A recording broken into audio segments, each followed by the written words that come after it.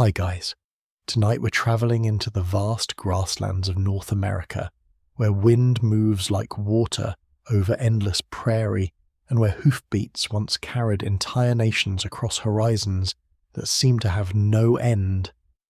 You can almost feel the dry grass brushing against your legs. You hear distant birds' wagon wheels creaking, and somewhere far away, the low thunder of buffalo moving as one living force.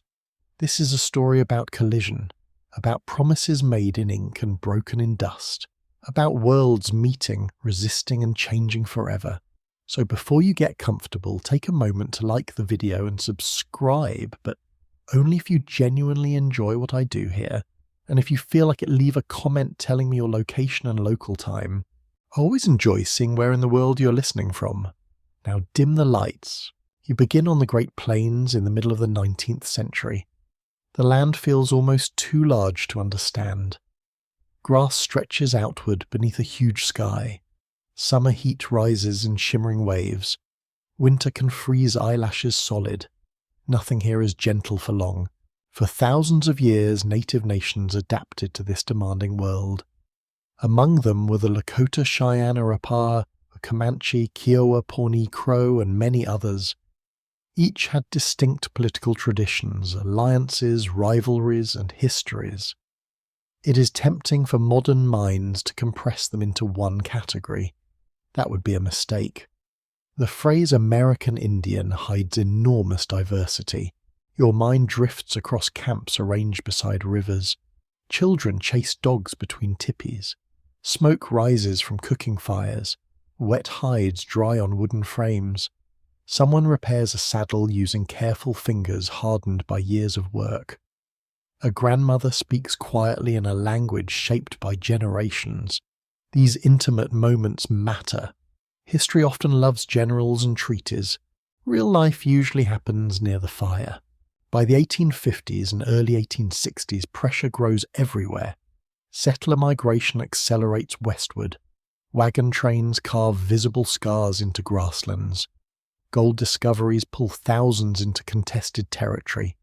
Railroads promise faster travel, faster commerce, and unfortunately faster conquest.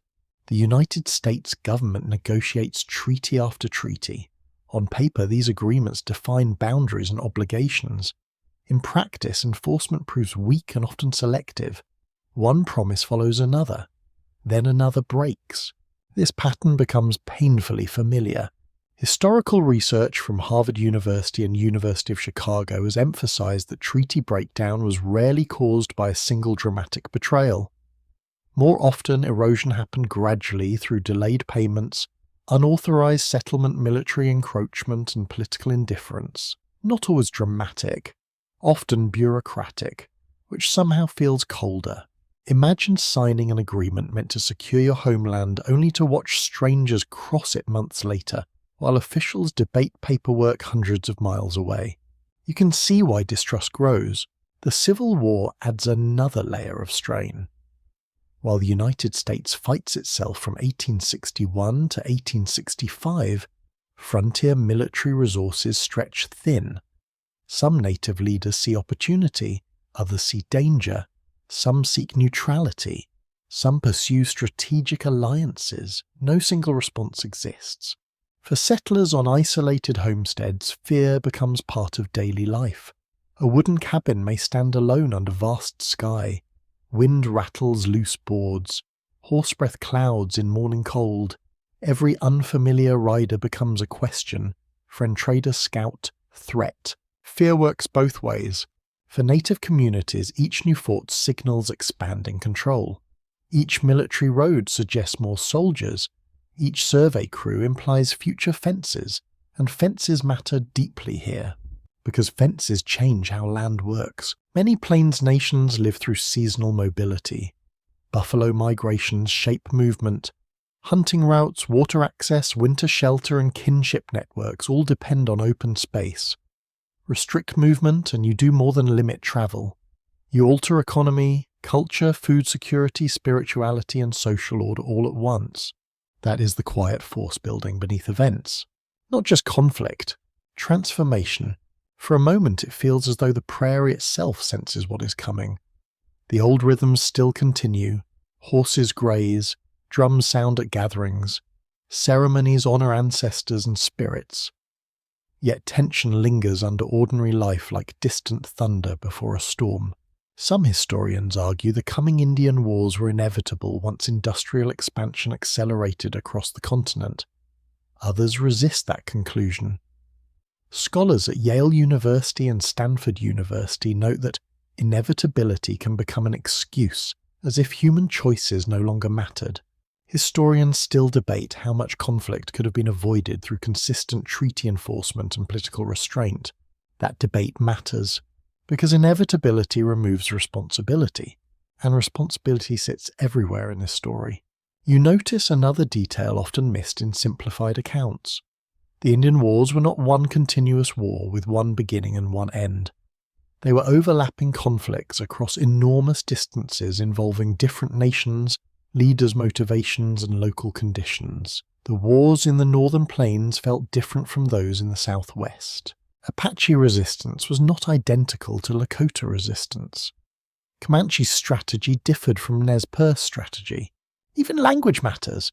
The phrase Indian Wars sounds neat and singular. Reality was not. Reality was messy, human contradictory. A warrior may defend his homeland while also navigating rivalries with neighbouring tribes. A US officer may sincerely believe peace is possible while serving policies that undermine it. A settler family may seek survival while benefiting from systems of dispossession. Villains and victims exist, yes, but history often resists clean moral geometry. That complexity can feel uncomfortable. Good. It should. Even the environment participates in shaping events.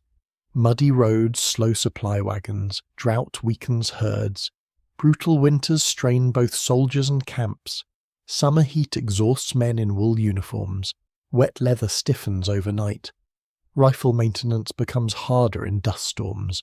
Geography is never background here, it acts. You hear the metallic clink of cavalry gear, cold iron, saddle buckles, carbine rings. The US Army on the frontier remains smaller than many people imagine.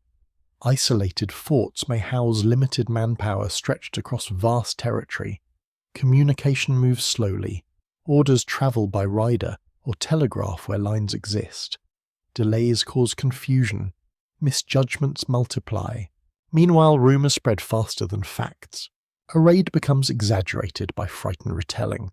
A peaceful delegation becomes suspected of deception. Miscommunication deepens mistrust, and mistrust becomes policy. In quiet campfire conversations, native elders recognize the scale of change. Some advocate resistance, some advocate negotiation, some argue adaptation offers the best chance for survival. Younger warriors may favor direct action. Older leaders may recall earlier treaties. No consensus survives untouched.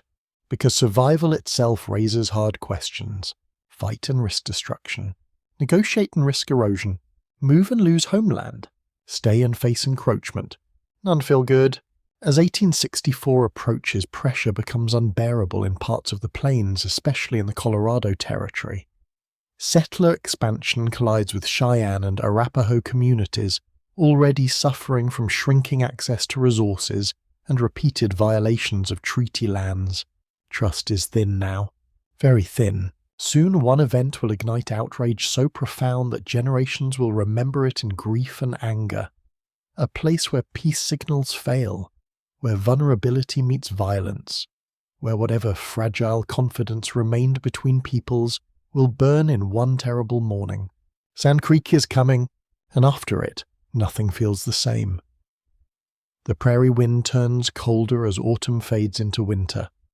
Nights lengthen. Frost hardens the edges of shallow streams. Horse breath hangs in pale clouds before dawn. In the Colorado Territory, tension now feels less like distant thunder and more like a storm directly overhead. You move into 1864 carrying all the strain of the previous years. Gold seekers have poured into the region after discoveries near the Rocky Mountains. Settler towns expand quickly. Grazing lands shrink. Game becomes harder to find. Military posts multiply, each new arrival alters the balance. Cheyenne and Arapaho leaders attempt in different ways to preserve peace. Some believe negotiation still offers hope. Among the most respected leaders is Black Kettle, a man remembered for repeatedly seeking accommodation, even while violence grows around him. That decision is not weakness, it reflects grim calculation. Peace sometimes becomes survival strategy, but peace requires two sides willing to protect it. That becomes the problem. Your mind drifts to military leadership in Colorado. Territorial Governor John Evans and Colonel John Chivington operate in a climate thick with fear, anger, and political ambition. Settler communities demand protection from raids. Newspapers inflame anxiety. Rumors spread quickly, nuance disappears. It often disappears first. Historical work from University of Colorado Boulder and researchers at Columbia University has shown how frontier panic magnified isolated violence into collective terror, encouraging policies that blurred distinctions between hostile war parties and peaceful camps. Once that line blurs, disaster becomes easier. Black Kettle receives assurances that friendly bands who report near military protection may remain safe. He acts on those assurances. He leads his people towards Sand Creek, roughly 40 miles northeast of Fort Leon. The camp includes mostly Cheyenne along with some Arapaho families. It does not feel like a war camp. That detail matters. You picture the settlement in quiet morning light. Tippers stand near the shallow creek. Children sleep under buffalo robes. Cooking tools rest beside fading embers. Someone rises early to feed horses. A mother adjusts a blanket around a child. Ordinary life persists. Always ordinary life, even near catastrophe. Accounts from survivors later describe a camp containing many women, children, and elders. Not every adult male is absent, but this is not an army massing for battle. It is a community trying to survive uncertainty. Black Kettle reportedly raises both an American flag and a white flag above his lodge. The symbolism is painfully clear. He signals peace. He signals trust in promises made. At dawn on November the 29th, 1864, that trust collapses. Colonel Chivington leads around 700 Colorado volunteers toward the camp. Hooves pound frozen ground. Metal rattles, leather creaks. The sound grows louder. Too late. Very late. Some in the force recognize the camp as one believed friendly. Captain Silas Soule and a few officers object. Soule in particular refuses to order his men into active participation. His resistance later becomes vital testimony. Not everyone obeys the momentum of violence. That matters too. Then the attack begins. Gunfire tears through morning silence. Panic erupts instantly. People run from lodges half-dressed, confused and terrified. Horses scream. Smoke mixes with dust. Children cry out for parents. The camp dissolves into chaos. You do not need graphic detail to understand horror. The human truth is already heavy enough. Families flee toward the creek bed, hoping its banks offer cover. Some dig desperately into sand for shallow protection. Others wave cloths or call out that they are peaceful. Black Kettle and his wife attempt escape amid gunfire. The white flag means nothing now. The American flag means nothing. Promises mean nothing. That realization cuts deeper than bullets. Modern historians broadly agree Sand Creek was a massacre, not a conventional battle. Congressional investigations later exposed devastating testimony from witnesses including US soldiers. Archival records and military accounts converge on the central truth: large numbers of non-combatants died. The exact casualty count remains debated. Historians still debate totals because surviving reports conflict, incomplete records persist, and eyewitnesses offer differing numbers. Many estimates place the dead at around 150 or more, the majority women, children, and elders.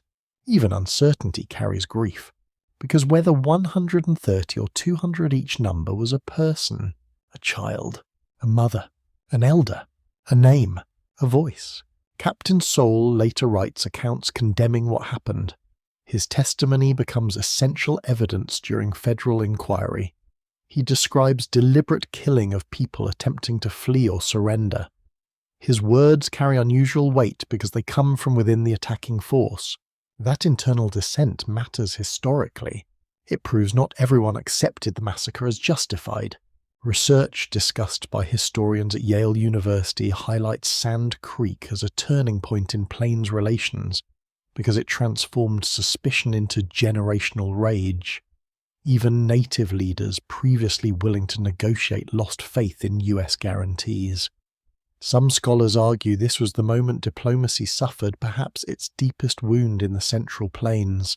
Others caution that mistrust already ran deep before Sand Creek. No clear scholarly consensus survives on whether the massacre created or merely accelerated irreversible war, but nearly all agree it intensified resistance dramatically. You can understand why. Imagine hearing that a camp under peace protection was attacked at dawn.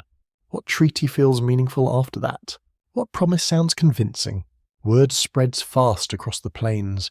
Cheyenne, Arapaho, and allied warriors carry news through kinship networks and winter camps.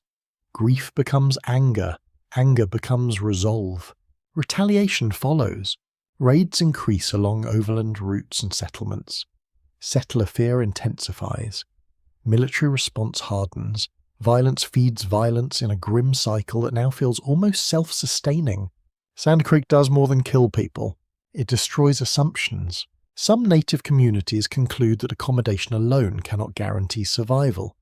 Some younger warriors who once accepted elder caution now push for stronger resistance. Old debates sharpen. Negotiate. Fight. Mupa. Endure. Each option feels smaller than before. In settler communities, memory works differently. Some celebrate Chivington at first as a defender. Public understanding remains fractured. Politics shapes narrative. It takes time, testimony, and investigation before broader condemnation emerges. Even then, accountability remains incomplete. John Evans eventually resigns under pressure connected to investigations. Chivington avoids formal military punishment, having already left service. Justice feels partial at best. Cold comfort. Very cold. Winter deepens over the plains. Snow gathers in drifts along creek beds. Campfires burn low. Survivors mourn relatives while carrying trauma into the future. Stories of Sand Creek will be told and retold not as abstraction but as warning. Remember this, because memory becomes weapon and shield. Children who survive will grow into adults carrying that mourning inside them. Warriors riding in future battles will remember. Elders counseling caution will remember. Every treaty discussion afterward occurs in Sand Creek's shadow.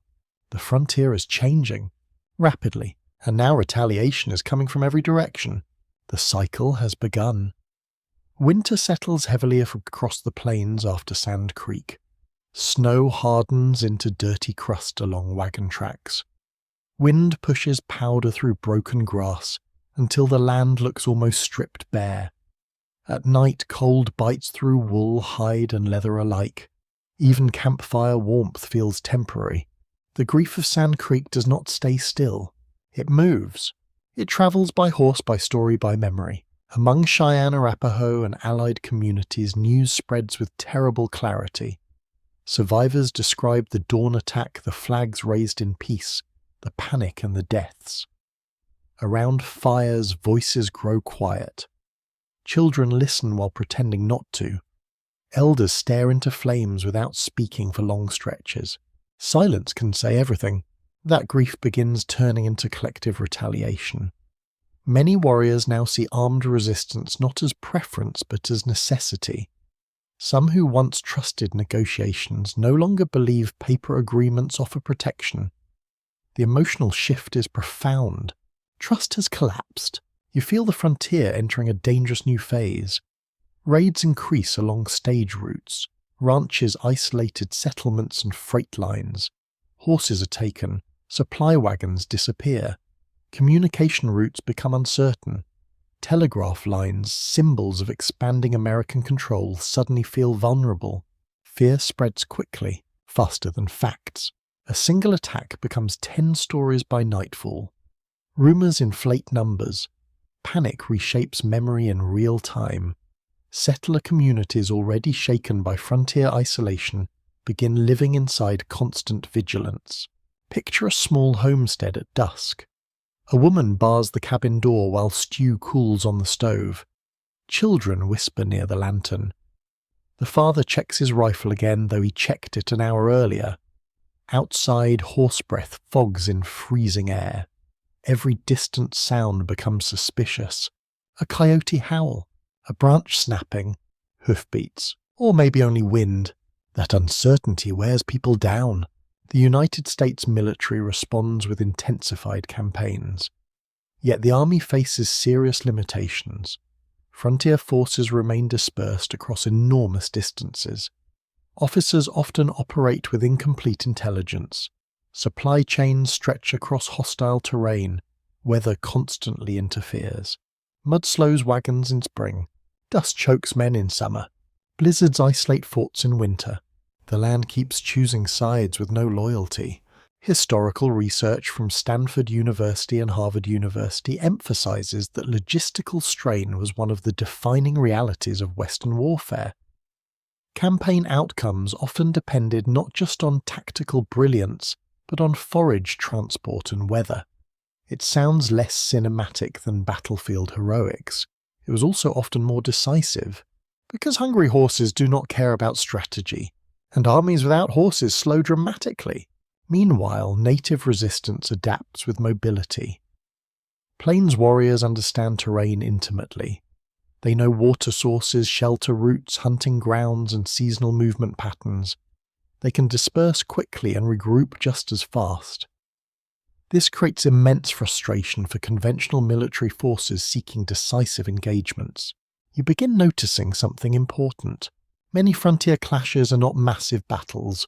They are ambushes, skirmishes, pursuits, and raids. Brief, sudden, personal. Violence on the plains often happens fast. A patrol spots riders. Dust rises. Gunfire erupts. Men dismount behind horses or shallow ridges. Minutes later, the landscape looks quiet again, except now someone is missing. Gone. Just gone. The emotional toll extends beyond casualties. Constant readiness reshapes psychology. Soldiers sleep lightly. Settlers become suspicious of strangers. Native camps relocate more frequently. Children grow up learning danger as routine. That routine changes culture. In your ears, the echo changes into military bureaucracy. Reports move between forts and Washington. Officers request reinforcements. Governors demand stronger responses. Politicians speak of security settlement and national destiny. That phrase matters. Manifest destiny. The idea that continental expansion is natural, justified, even providential becomes deeply embedded in American political culture. For many settlers and officials, westward growth feels inevitable and morally sanctioned. But inevitability depends heavily on perspective. For native nations, expansion feels like invasion. The same wagon train can symbolize opportunity for one family and existential threat for another. Both perceptions are real. That is the tragedy. Some historians at University of California argue that frontier violence cannot be understood without acknowledging this collision of moral frameworks. Others emphasize local resource competition as the stronger driver. Historians still debate whether ideology or material pressure mattered more in escalating violence, though most agree both reinforced one another. Debates aside, daily reality remains brutal. Food insecurity worsens in some native communities. Reduced hunting access and disrupted migration patterns strain buffalo harvests. Trade networks grow unstable. Military pressure makes seasonal movement harder. Buffalo still roam, but change is visible. You see smaller herds in some areas. Trails grow busier with commercial hunters, freight carriers, and migrants. The ecological balance begins shifting. Few fully grasp how devastating that shift will become later. Not yet, but the warning signs are there. Among native leaders, strategic disagreements continue. Some advocate broader intertribal cooperation against US expansion. Others remain cautious, shaped by older rivalries. Alliances exist, but they are never simple. Long-standing competition between tribes does not vanish overnight merely because a larger threat appears. That complexity frustrates outsiders. History rarely rewards simplicity. In military camps, officers also disagree. Some favour negotiation backed by limited force. Others advocate overwhelming punishment to deter resistance. Policies shift with changing commanders, political winds, and public pressure. No stable doctrine exists. Only reaction. And reaction often arrives late. The result is escalation. Each raid invites retaliation. Each retaliation fuels revenge. Each revenge becomes justification for harsher action. The cycle tightens. For a reflective pause, consider something deeply human. Most people in this conflict wake each morning wanting ordinary things: food, safety, family, shelter from weather, a future for children. Simple desires. Yet system larger than individuals pull them into violence. That feels familiar, unfortunately. As 1865 passes and the Civil War ends in the East, the United States can redirect more attention and military resources westward. This matters enormously. Frontier conflicts that simmered during wartime now confront a government increasingly capable of concentrated action. That changes the balance. More troops arrive. More forts strengthen. More roads extend. Pressure increases. And soon in the northern plains a new leader will emerge whose strategy combines diplomacy, military resistance, and disciplined coordination with striking effectiveness. His name will become central to the next phase of the Indian Wars. Red Cloud is preparing to close the roads. Spring slowly softens the northern plains. Dirty snow sinks into mud. Frozen creek banks loosen. Grass begins returning in pale green waves, fragile at first, then stronger each week. Buffalo trails reopen. Birds return. On the surface, renewal seems possible. Beneath that renewal, conflict sharpens. Your attention now moves north toward the Powder River country, a vast region stretching across parts of present-day Wyoming and Montana. To many Lakota, Cheyenne, and Arapaho communities, this is not simply land on a map. It is hunting ground, sacred geography, and economic lifeline. It is home. Then gold changes everything. In 1863, gold is discovered in Montana.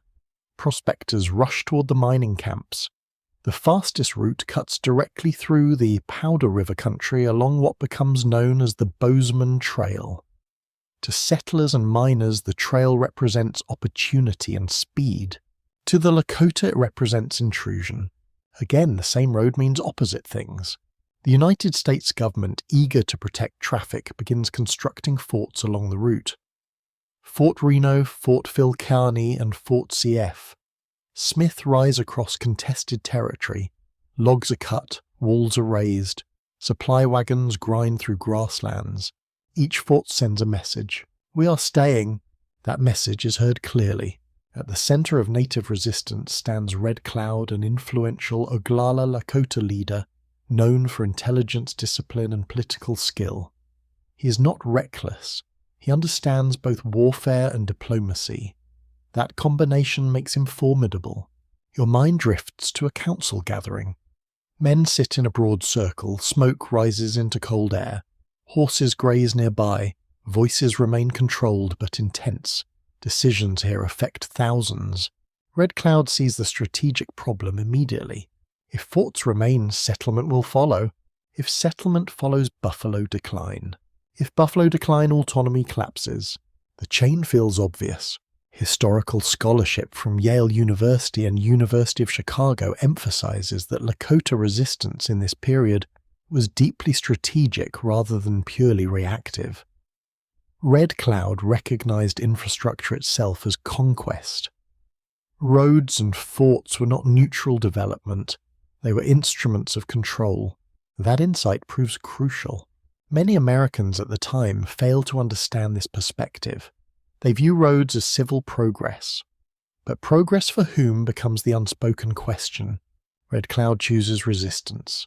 What follows becomes known as Red Cloud's War, fought mainly between 1866 and 1868. It remains one of the few conflicts in which native forces compel the United States to abandon forts and concede major demands. That alone makes it remarkable. Very remarkable. The war does not begin with one dramatic battle. Instead, pressure builds through harassment raids and calculated attacks against military patrols, woodcutting crews and supply routes. Lakota, Cheyenne, and Arapaho warriors exploit mobility and terrain expertly. The US Army feels constant strain. Fort Phil Kearny becomes especially vulnerable. Located in exposed country, it depends heavily on nearby timber for construction and fuel. Daily woodcutting expeditions require armed protection, and predictable routines invite ambush. Every morning carries tension. Soldiers saddle horses. Metal jingles in cold air. Damp wool smells faintly of sweat and smoke. Men march outward, knowing unseen eyes might already be watching from ridges. Usually they are. Among the military leaders at Fort Phil Kearny is Captain William Fetterman. Confident, ambitious, and aggressive, he represents a mindset common among officers who underestimate native tactics. That confidence becomes dangerous. Accounts differ regarding Fetterman's exact words before the coming disaster. Some witnesses later claimed he boasted he could ride through the Sioux Nation with a small force. Historians still debate whether this quote was accurately remembered or later embellished since surviving testimony conflicts. The boast may be apocryphal. The attitude was not. Underestimation runs deep. Native forces understand cavalry psychology. They know aggressive officers may pursue apparent retreat, so they employ decoys. Clever ones, warriors deliberately expose themselves, provoking pursuit while drawing soldiers away from defensive positions. It is a tactic requiring discipline and timing. One mistake ruins everything. Red Cloud's coalition executes it brilliantly. On December 21st, 1866, conditions are bitterly cold. Frost clings to leather straps. Horse nostrils steam in white bursts. A wood train near Fort Phil Kearny reports attack. Soldiers mobilize. Fetterman leads roughly 80 men, including infantry and cavalry, to respond. Orders reportedly instruct caution. He advances anyway. The decoys appear. Among them is likely the skilled warrior known as Crazy Horse, though details remain debated. Several accounts credit him with helping lure the soldiers forward by feigning vulnerability and retreat. The bait works.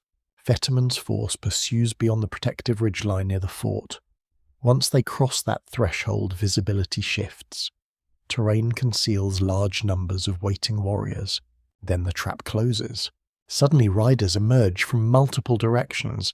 Lakota, Cheyenne, and Arapaho warriors descend in overwhelming force.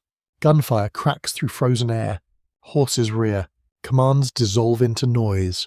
The engagement is swift and catastrophic. All 80 soldiers in Fetterman's command are killed. Everyone. The Fetterman fight becomes one of the worst US Army defeats on the plains up to that point.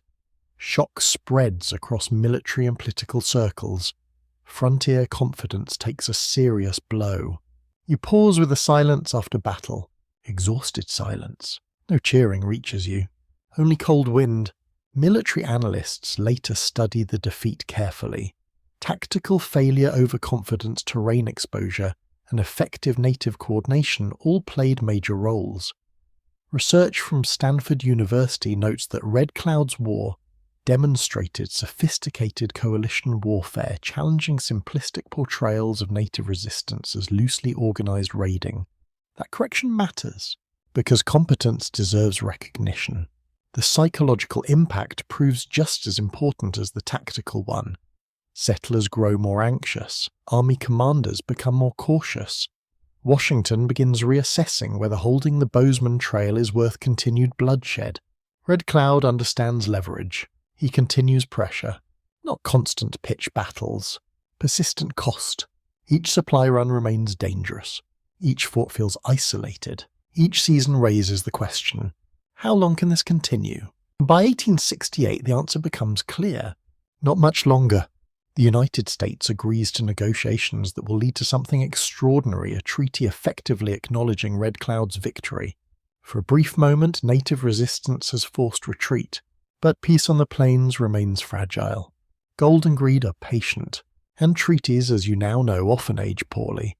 The victory of Red Cloud's coalition lingers across the plains like cold morning mist. For once the balance has shifted. The United States, accustomed to expansion, has been forced to pause. Forts that were meant to symbolize permanence now feel strangely temporary. Soldiers still patrol their walls, but uncertainty hangs over every post. You can almost feel that uncertainty in the air. Less gunsmoke now. More waiting. In 1868, negotiations intensify between US officials and Lakota leaders. The result becomes the Fort Laramie Treaty of 1868, one of the most consequential agreements in the history of the Indian Wars. On paper, it appears remarkable. The United States agrees to abandon the Bozeman Trail forts and recognizes a vast Great Sioux reservation west of the Missouri River, including the sacred Black Hills. That sounds monumental, because it is. Red Cloud refuses to sign immediately. That detail matters. He insists on seeing actual military withdrawal before accepting the treaty. He has learned from experience that promises spoken in negotiation rooms mean little without visible action. He waits, carefully. Only after the forts are evacuated and burned does Red Cloud agree to sign. It is a powerful moment. Not symbolic victory. Practical victory. Historical analysis from Harvard University and Princeton University frequently highlights Red Cloud's insistence on verification as a sophisticated diplomatic move. He understood enforcement mattered more than language. Treaties live or die through compliance. That lesson feels painfully modern. The treaty establishes reserved lands and also designates hunting rights in surrounding unceded territories, especially in the Powder River region. The promise is straightforward enough. Lakota territory will remain protected from unauthorized settlement. In return, peace becomes possible. Possible, not guaranteed. Your mind drifts through the Black Hills known to the Lakota as sacred land. Dense pine forests cover steep slopes. Streams cut through stone valleys. Morning fog settles low between ridges. Elk move quietly through timber. It feels ancient. Sacred landscapes are difficult to explain to people who see only property. The Black Hills are not simply resources. They are spiritual geography, memory embedded in earth. That difference in worldview remains central. At first, the treaty creates a period of relative calm, some violence decreases, trade resumes in places, certain military pressures ease, but beneath the surface structural tension remains unresolved. Because the larger forces driving expansion have not disappeared. Railroads continue expanding, settler migration continues, commercial hunting continues, and then comes the buffalo crisis. At this stage, buffalo still roam in immense numbers, but their decline accelerates sharply during the late 1860s and early 1870s. Commercial hide hunters arrive in increasing numbers aided by rail transport and industrial demand. What had once seemed inexhaustible suddenly becomes vulnerable. The scale is difficult to grasp. Millions upon millions of animals, then fewer, then dramatically fewer. Buffalo are essential to plains life. They provide meat hides, tools, shelter materials, sinew, and economic stability. Their importance extends beyond practical survival into cultural and spiritual life. Remove buffalo and entire systems destabilize. That is exactly what begins happening. Some military officials understand this with chilling clarity. Several recognize that buffalo destruction weakens native resistance by undermining food security and mobility. Whether formally coordinated as policy remains debated by historians. Scholars at University of Chicago note that historians still debate the extent to which buffalo extermination was deliberate military strategy versus market-driven ecological collapse accelerated by state tolerance. No full consensus survives. The result, however, is undeniable: collapse. Meanwhile, divisions within native communities deepen around adaptation. Reservation life introduces dependency on government rations, agency politics, and bureaucratic oversight. Some leaders believe temporary adaptation may preserve lives. Others see reservation life as slow surrender. You can understand the tension. Take rations and you survive today. Depend on rations and tomorrow becomes controlled by someone else. A hard bargain. Inside reservation agencies, daily life grows increasingly constrained. Paperwork governs food distribution. Corruption appears in some supply systems. Promised goods arrive late or in poor condition. Flour may be spoiled. Meat portions may shrink. Blankets may fail to arrive before winter. Small failures become large suffering. Picture a family waiting in bitter cold. Snow collects along the edge of a rough shelter. A child pulls a thin blanket tighter around small shoulders. Soup simmers in a blackened pot, but there is barely enough. Hunger makes time slower. Very slow. Intimate hardship rarely appears in grand political speeches, yet it shapes history. At the same time, younger warriors increasingly question accommodation. Peace feels unstable. Hunting grounds shrink. White encroachment continues despite treaty language. Confidence in federal protection remains fragile. And then greed finds a new target. Gold. Again. In 1874, a military expedition led by George Armstrong Custer enters the Black Hills. Officially, the mission includes reconnaissance and fort site evaluation. Unofficially, everyone understands another motive: prospecting. When reports of gold spread, restraint begins collapsing almost immediately. Miners pour toward the hills. Treaty boundaries suddenly feel optional. Very optional. This is the familiar pattern returning. Agreement. Violation. Delay. Excuse. Encroachment. The United States attempts to purchase the Black Hills. Lakota leaders refuse. From their perspective, sale is unthinkable. Sacred land is not casually transferable. But political patience in Washington wears thin. Public appetite for gold overwhelms treaty obligations. Historians from Yale University often describe this moment as one of the clearest examples of treaty breakdown driven by resource greed rather than defensive necessity.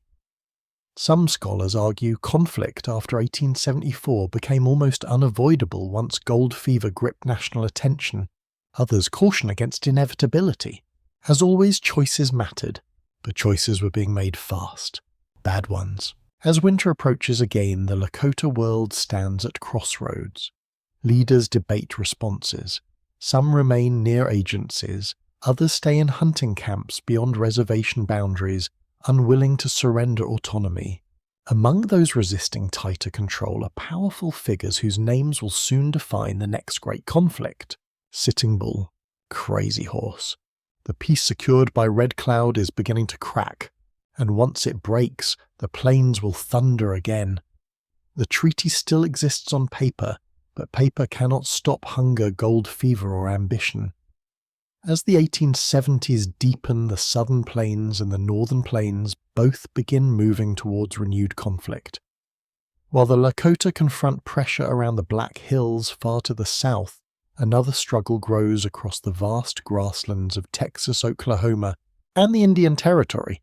The land feels different here. Hotter. Drier. The wind carries dust instead of pine scent. Grass still rolls toward the horizon, but the sky seems harsher, the sunlight harder, the summers almost punishing. Water matters more here than comfort. Shade matters more than luxury. For the Comanche Kiowa, Southern Cheyenne and Southern Arapaho survival has long depended on mobility, horsemanship, hunting skill, and mastery of open land. Among these peoples, horse culture reaches extraordinary sophistication. Speed becomes power. Distance becomes defense. No fences. No fixed walls. Only movement. That freedom is now under siege. Reservation policy expands southward just as it does elsewhere. Federal officials push native nations toward agency control and reduced movement. Buffalo herds decline across southern ranges. Commercial hide hunters increase. Railroads creep closer. Settler pressure intensifies. The old world narrows, quietly at first, then rapidly. Among the rising figures of this era is Quanah Parker, a young but increasingly influential Comanche leader whose life itself reflects frontier collision. He's the son of Cynthia Ann Parker, a white settler captured as a child and later fully integrated into Comanche life and the Comanche leader Peter Nakona. Quanah grows up between worlds, though not in the simple sense outsiders imagine. He is Comanche, completely, yet his personal history gives him unusual symbolic weight in the coming years. Your mind drifts across a Comanche camp. Horses stand tethered in warm evening light. Leather saddles rest on the ground beside weapons and trade goods. A child laughs while chasing a dog through dust. Someone roasts meat over coals. Sweat and horsehide mix with wood smoke in the dry air. Ordinary life continues. It always does, even when pressure builds. Historical research from the University of Texas at Austin and Stanford University emphasizes that Southern Plains resistance cannot be understood only through warfare. It was also a struggle over mobility, economy, and sovereignty. Restrict movement and you dismantle Comanche power at its foundation. That foundation rests heavily on buffalo. And buffalo are disappearing. Hide hunters now kill on an industrial scale. Trains make transport easier. Eastern markets demand leather for machinery belts and commercial goods. Professional hunters leave carcasses across grasslands, often taking hides and abandoning the rest. The waste feels shocking. Bones bleach under a relentless sun. Vultures circle. Silence spreads where herds once thundered. Some military officers understand exactly what buffalo destruction means. Fewer buffalo means less food. Less food means more dependency on reservations. The strategic consequences are impossible to miss.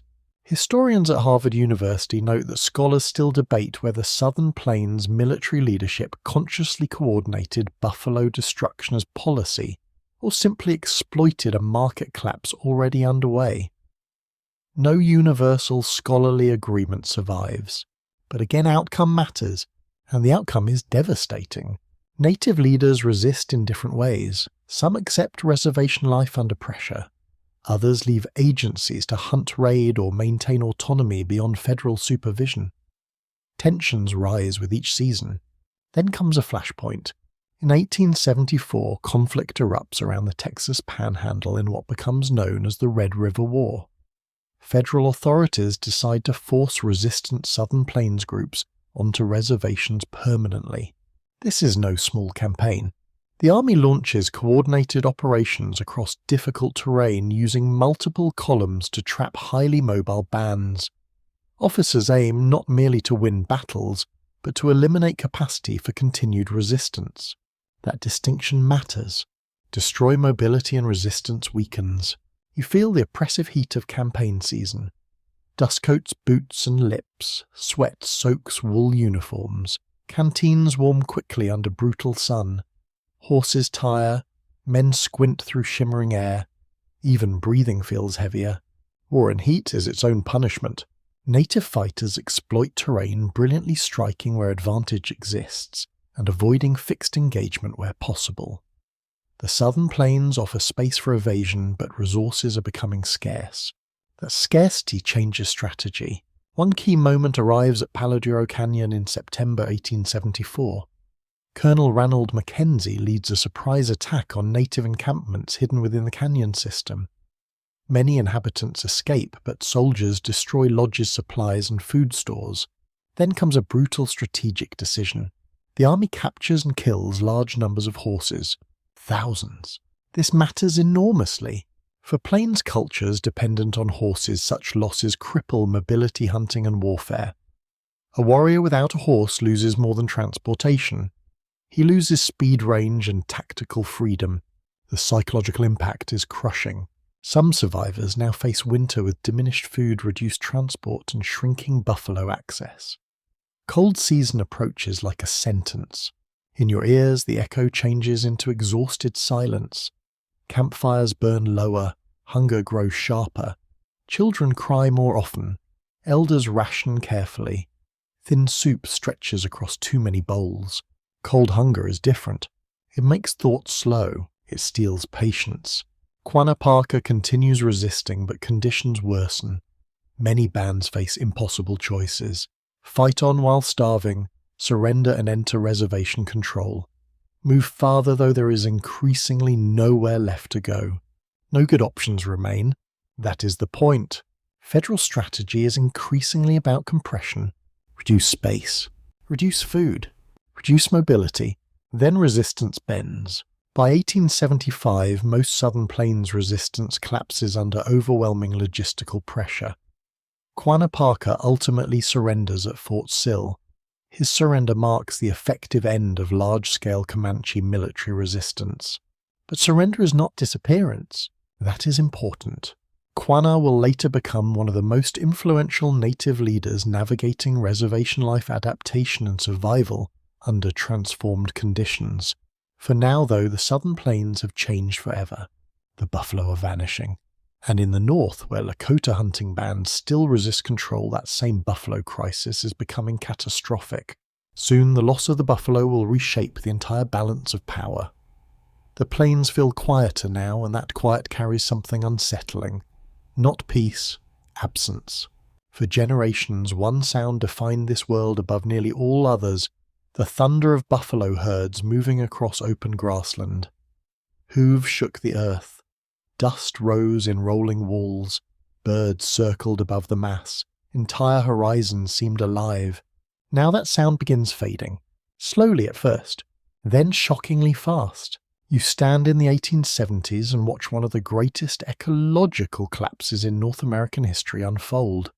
The buffalo, once numbering in the tens of millions across the Great Plains, decline at a rate that feels almost impossible to comprehend. Herds that once darkened the prairie shrink into scattered survivors. The scale feels unreal, yet it is very real. For native nations of the plains, buffalo are not merely food. They shape entire systems of life. Meat feeds families. Hides become robes, bedding clothing lodge covers and trade goods. Bones become tools. Sinew becomes cord. Horns and hooves serve practical purposes. Ceremonial and spiritual traditions also intertwine with buffalo life. Nothing is wasted. Very little ever was. Your mind drifts across a hunting camp before the collapse. Fresh hides stretch on frames. Women scrape and cure leather with practiced efficiency. Children help carry smaller loads. Smoke rises from meat-drying racks. The air smells of fat hide ash and prairie grass. It is labor. It is community. It is survival. Remove the buffalo and all of that fractures. Historical studies from University of California and Harvard University emphasize that the buffalo collapse resulted from overlapping forces: commercial hide hunting, railroad expansion sport, killing habitat disruption and growing market demand. Industrial capitalism reached the plains with startling efficiency and little restraint. Railroads play a major role. Tracks cut across migration corridors. Hunters use trains to access remote herds and ship hides eastward. Passengers sometimes fire from train windows for entertainment. Yes, entertainment. That detail still feels chilling. Professional hide hunters become especially destructive. Armed with long-range rifles, they kill efficiently at scale. Hundreds of carcasses may be left behind after a single operation, stripped only for hides or tongues, while the rest decays under open sky. You picture the aftermath. A wide plain, still air, dead animals scattered across grass, flies, vultures, the smell of rot under hot sun, silence where thunder once lived. Some military officers openly recognize the strategic advantage of buffalo decline. Whether or not extermination is formal policy remains debated, but the military implications are obvious. Less buffalo means less independent native subsistence. Less independence means more leverage. Scholars at University of Chicago note that historians still debate intent versus opportunism. Some argue federal officials actively encouraged extermination to break resistance. Others argue the market drove the slaughter, while the state simply failed to intervene. No complete consensus survives, but the lived result is clear. Hunger spreads, and hunger changes everything. In Lakota, Cheyenne, and Arapaho camps, food insecurity grows sharper. Hunting trips yield less. Herd locations become harder to predict. Families travel farther for diminishing returns. Winter becomes more dangerous, much more dangerous. Picture a freezing camp in late autumn. Dirty snow gathers around lodge edges. Wind slips through seams in hide walls. A mother stirs thin broth while children sit close to preserve warmth. There is less meat than last year. Everyone notices. No one says much. They do not need to. Intimate details like this rarely dominate military history, yet they often determine outcomes more than battles. Hungry communities cannot sustain prolonged autonomy easily. Malnutrition weakens bodies, patience and morale. Even diplomacy changes under hunger. A ration offer carries more power when children are starving. That truth feels brutal, because it is. Reservation agencies become increasingly central to survival. Government rations, however inconsistent, now represent lifelines for many families. Flour, coffee, sugar, bacon, blankets, and other supplies become part of daily calculation. Dependence grows. Resentment grows with it. Supplies do not always arrive on time. Corruption and inefficiency remain common. Promised deliveries may be delayed for weeks. Meat may be poor quality. Portions may be reduced. Bureaucratic control reaches into daily survival. Paper now influences hunger. Think about that. A clerk's decision, a delayed shipment, a missing signature, and somewhere far away a child goes hungry. Research from Yale University highlights that ration dependency created profound political tension within native communities. Leaders advocating accommodation could be accused of surrender.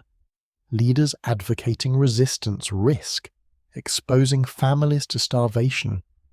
Historians continue debating how much agency remained under such constraints, but all agree choices became increasingly constrained.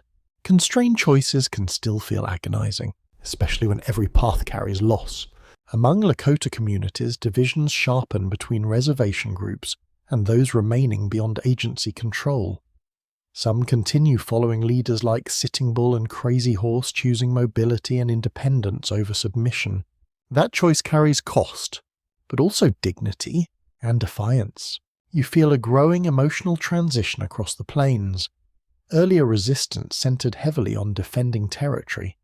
Now, survival itself becomes the battlefield. Food movement and autonomy intertwine so completely that military conflict can no longer be separated from ecology. The buffalo claps reshapes strategy on every side. Native leaders recognize time narrowing.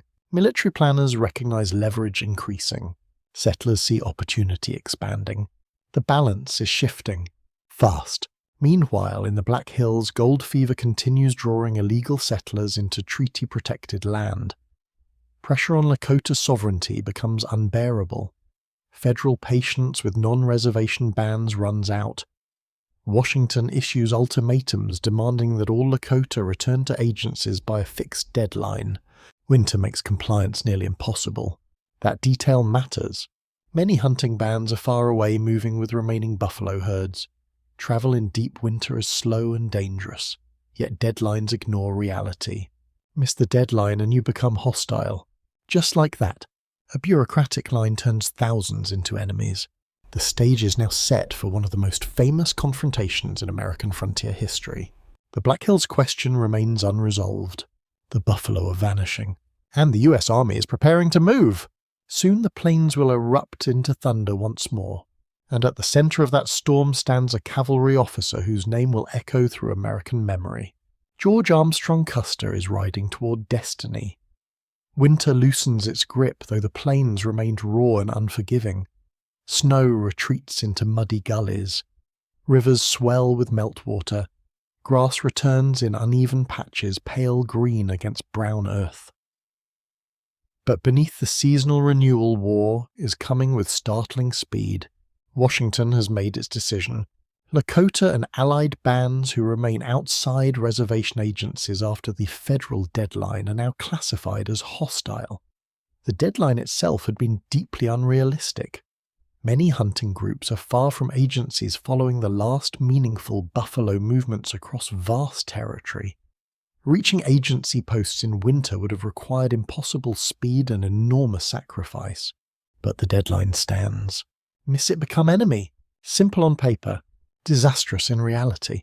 The United States Army now launches a three-prong campaign during 1876, aiming to force non-reservation Lakota Northern Cheyenne and allied groups back under federal control. Multiple columns advance from different directions, hoping to trap and overwhelm native camps. Among the commanders is George Armstrong Custer of the 7th Cavalry, already famous from the Civil War, and widely known for boldness, ambition, and theatrical confidence. Custer is charismatic, controversial, and intensely image-conscious. He understands public reputation almost as well as battlefield movement. That combination matters a great deal. Your mind drifts into a cavalry camp at dawn. Damp wool uniforms carry the smell of sweat, smoke, and horse oil. Saddles creak as troopers tighten straps. Tin cups clink softly. Coffee steams in cold air. Men speak in low voices, conserving energy before long rides. No one fully knows what lies ahead. Military intelligence on native numbers remains poor. Reports vary wildly. Some scouts warn of unusually large gatherings. Others minimize the threat. Uncertainty clouds every operational choice. That uncertainty will prove fatal. Meanwhile, something extraordinary is happening among native communities. Pressure from the army shrinking buffalo ranges and escalating treaty violations have drawn together one of the largest indigenous coalitions seen on the northern plains. Lakota bands under leaders such as Sitting Bull and war leaders such as Crazy Horse gather with large numbers of Northern Cheyenne and some Arapaho allies. The camp becomes immense, far larger than US commanders fully understand. Tippies stretch across open ground near the Little Bighorn River. Horses graze in large numbers. Smoke rises from countless cooking fires. Children run between lodges. Women prepare food and manage camp life. Elders watch movement with practiced calm. It is a village, a city of canvas and hide, a living nation in motion. Historical scholarship from Yale University and University of Chicago estimates that thousands of native people may have been present, including perhaps 1,500 to over 2,000 fighting men. Exact numbers remain debated because eyewitness accounts differ and later memory complicates precision. Historians still debate totals. But everyone agrees on one point. The village is enormous. Before the coming battle, Sitting Bull experiences a powerful spiritual vision during the Sundance. Accounts describe him entering ritual sacrifice and trance. He reportedly sees soldiers falling into camp like grasshoppers from the sky. Interpretations vary. Spiritual meaning resists tidy explanation. For many in camp, however, the vision strengthens resolve. You feel the emotional transition building. Confidence grows among native warriors. They know the army's coming, but this time they're not scattered. They're concentrated, coordinated, and ready. Custer, meanwhile, advances aggressively. Too aggressively, some later argue. On June 25, 1876, scouts locate signs of the large encampment. Custer fears the village may disperse if delayed. He chooses immediate attack rather than waiting for reinforcements. This decision defines everything. Very nearly everything. Custer divides his regiment into separate battalions under Major Reno Captain Benteen and his own command. Dividing forces can allow encirclement, or fragmentation. It depends on circumstances. Here circumstances are brutal. Reno attacks the southern edge of the village first, but quickly encounters fierce resistance. What he expects to be a strike against a smaller camp becomes chaotic combat against overwhelming numbers. Warriors respond fast. Reno's men lose cohesion and retreat in disorder toward defensive bluffs. The village is now fully alerted. Panic among non-combatants quickly turns into mobilization among warriors. Riders mount, weapons are seized. Dust rises everywhere. Horses thunder across the valley. You can hear it. Hooves, shouts, gunfire, wind. Then comes the decisive movement. Custer advances north with roughly 200 men, likely intending to strike another section of the village. But native response accelerates faster than expected. Warriors under leaders including Crazy Horse and others begin concentrating against him. What happens next remains one of the most debated events in American military history. Accounts differ sharply. Native oral histories, battlefield archaeology, and military reconstruction provide overlapping but incomplete evidence. Scholars at Stanford University note that historians still debate the precise sequence of Custer's final movements because no direct survivor remained from his immediate command. No clear agreement survives. But broad patterns are known. Custer's battalion becomes isolated. It is overwhelmed. Fighting likely occurs in stages, not one last dramatic stand exactly as popular myth once imagined. Archaeological evidence suggests units fragmented under intense pressure. Defensive positions shifted as resistance collapsed.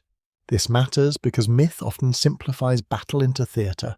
Reality was more chaotic, more human. Men dismounted behind horses for cover. Ammunition was fired rapidly. Communication failed. Dust reduced visibility. Fear spread. Cold iron met desperation. Then silence. By the end, Custer and approximately 210 men with his immediate command are dead. All of them. The Battle of Little Bighorn becomes a stunning native victory and one of the most famous defeats in US military history. News shocks the nation. Shock turns quickly into outrage. Some Americans see the battle as humiliation demanding revenge. Others focus on military errors. Heroic myth begins forming almost immediately around Custer, though modern historians treat that mythology with increasing caution. For Native communities, the victory is real and deeply meaningful, but brief, very brief, because triumph now triggers massive federal retaliation. The plains thunder with celebration for a moment, then the weight returns. The United States will not accept this defeat quietly, and the greatest victory of the Indian Wars is about to become the beginning of a devastating pursuit. The smoke from Little Bighorn has barely cleared before the emotional temperature of the United States changes. News travels east by telegraph, newspaper headline, and rumor. The reaction is immediate and intense. Shock first, then anger, then resolve. The defeat of George Armstrong Custer does not weaken federal determination. It hardens it. Whatever hesitation existed in Washington begins evaporating. Public outrage fuels political consensus. The message becomes clear. The Lakota must be subdued. The Northern Cheyenne must be subdued. Resistance must end. You can feel the shift almost physically. Military budgets strengthen. Campaigns intensify. More troops move west.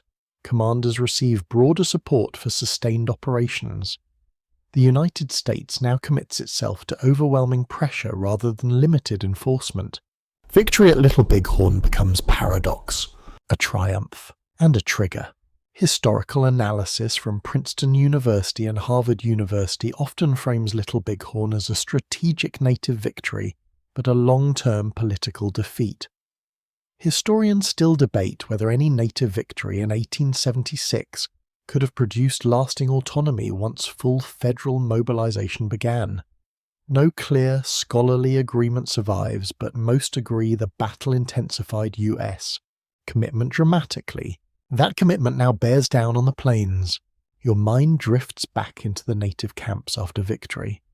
There is celebration, yes, but not simple celebration. Leaders understand the stakes. They know the United States possesses vast manpower, industrial supply, and political endurance. A battle has been won, the war has not. That distinction weighs heavily. Among the coalition, strategic tensions soon reappear. Large encampments offer strength in battle but create logistical challenges. Feeding thousands becomes increasingly difficult as buffalo numbers continue collapsing. Mobility becomes harder when camps remain massive. Food again shapes history. Always food. Summer fades. Autumn approaches. The coalition begins fragmenting into smaller bands as families seek hunting opportunities and winter preparation. This dispersal reduces concentrated strength, making pursuit easier for the army. That matters enormously. The US military adapts. Rather than seeking one decisive battle, commanders increasingly focus on relentless pursuit through winter, targeting camps, supplies, and mobility. Winter campaigning is brutal but effective, because winter punishes everyone, especially the hungry. Picture a cavalry column moving through bitter cold. Dirty snow clings to boots and horse fetlocks. Wind cuts through wool coats despite layers. Frozen fingers struggle with rifle mechanisms. Breath fogs constantly. Saddles stiffen overnight. No one sleeps well. Not soldiers. Not families in camps. Not horses. Exhaustion becomes universal. Among the key leaders still resisting are Crazy Horse and Sitting Bull. Though often grouped together in public memory, their leadership styles differ. Sitting Bull carries immense spiritual and political influence. Crazy Horse commands extraordinary respect as a war leader known for courage, tactical intuition, and personal austerity. He is difficult for outsiders to categorize. That often makes legends grow. Many contemporary accounts describe Crazy Horse as unusually disciplined and resistant to self-promotion. He does not cultivate fame in the way Custer did. That contrast feels striking. One performs image. One avoids it. As winter tightens in late 1876 and early 1877, pressure becomes unbearable. Army forces under commanders such as General Nelson Miles push aggressively against scattered bands.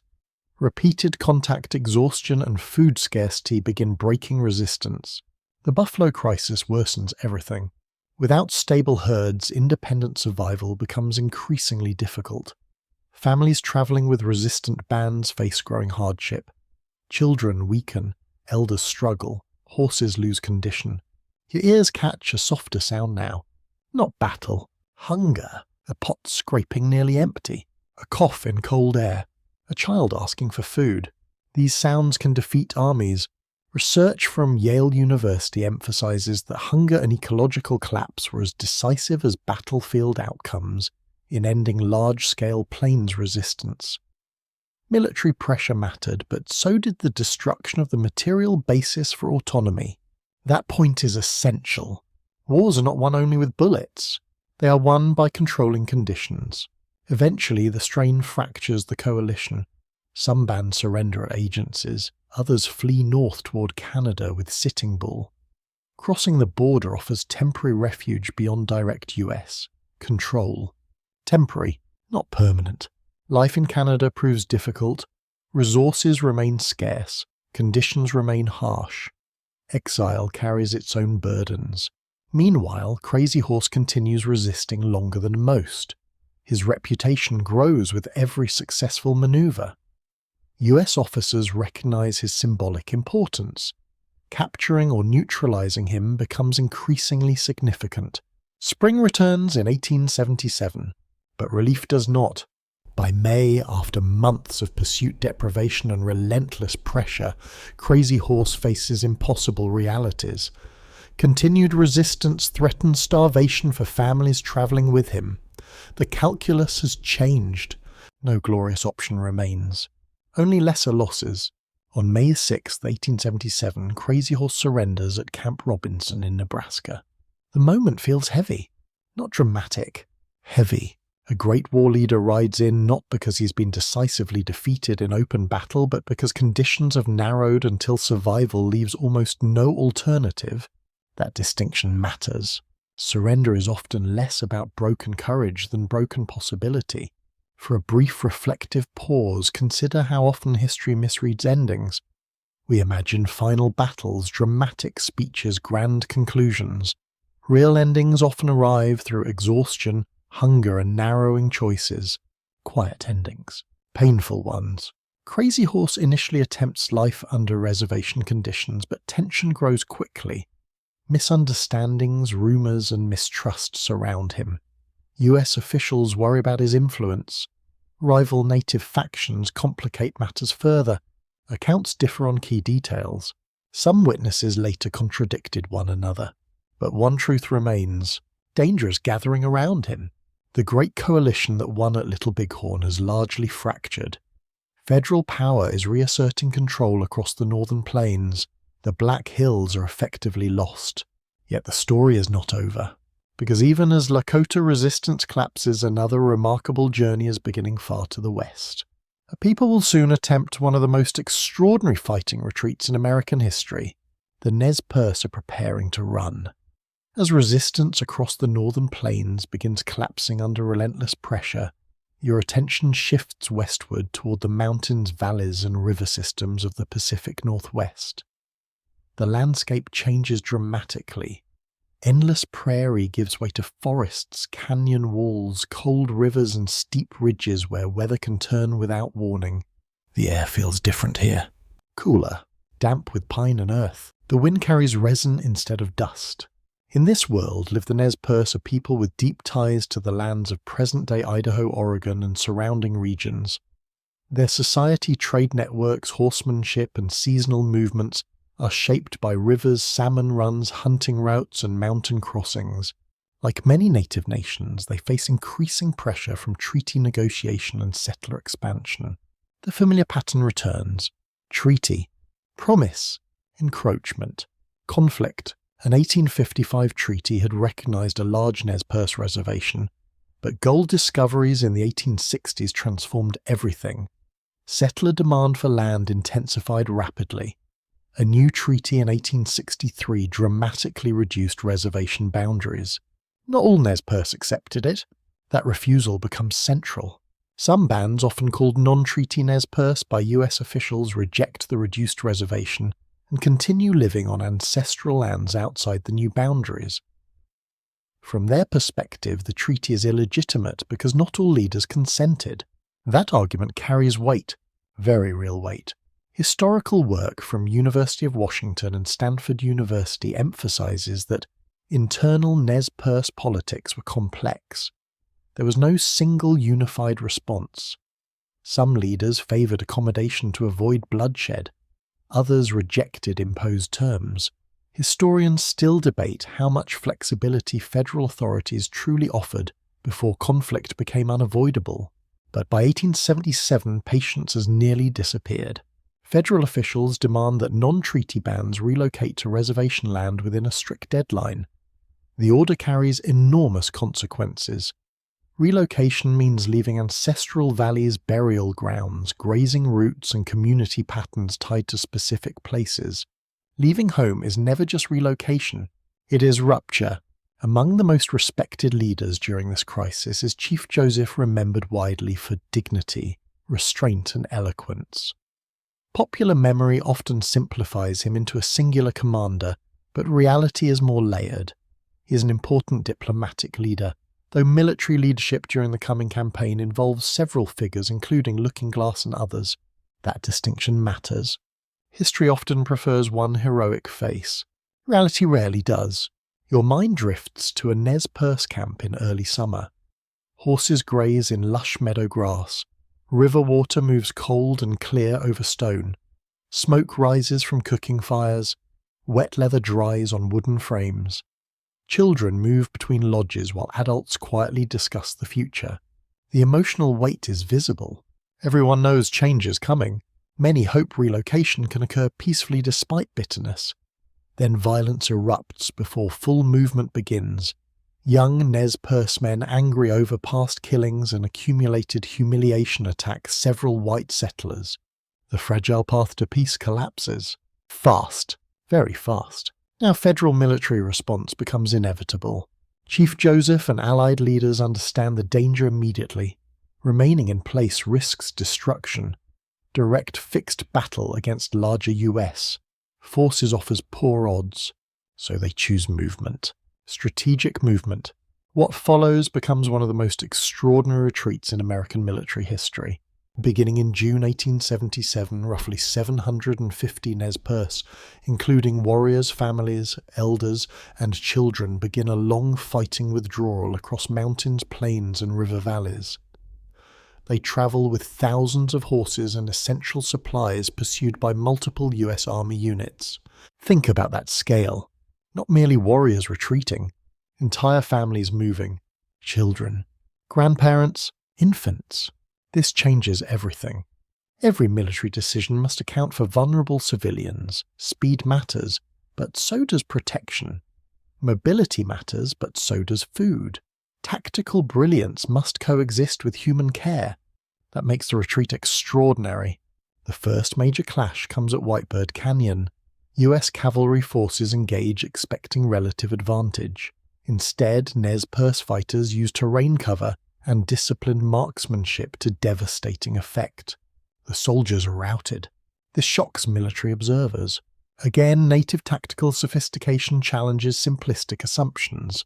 Research from Yale University highlights Whitebird as a striking example of effective defensive positioning and battlefield discipline among Nez Perce fighters. Training horsemanship and terrain knowledge combine powerfully. The retreat continues, and continues, over mountains, across rivers, through valleys, into harsh country. You feel the physical burden, wet boots after river crossings, exhausted horses blowing hard in thin mountain air, rain-soaked blankets, sore backs from endless riding, nights interrupted by watch duty and fear of attack. No true rest. Only pauses. The Nez Perce repeatedly evade or outmaneuver pursuing forces. They cross the Bitterroot Mountains, moving through extremely difficult terrain. Cold nights return at elevation. Pine smoke clings to clothes. Frozen fingers grip reins before dawn. Yet discipline holds. Military commanders become increasingly impressed even when opposing them. Many officers recognize remarkable operational skill in the retreat. The Nez Perce do not simply flee. They maneuver intelligently, delay pursuers, and exploit geography. That distinction deserves respect, but endurance has limits.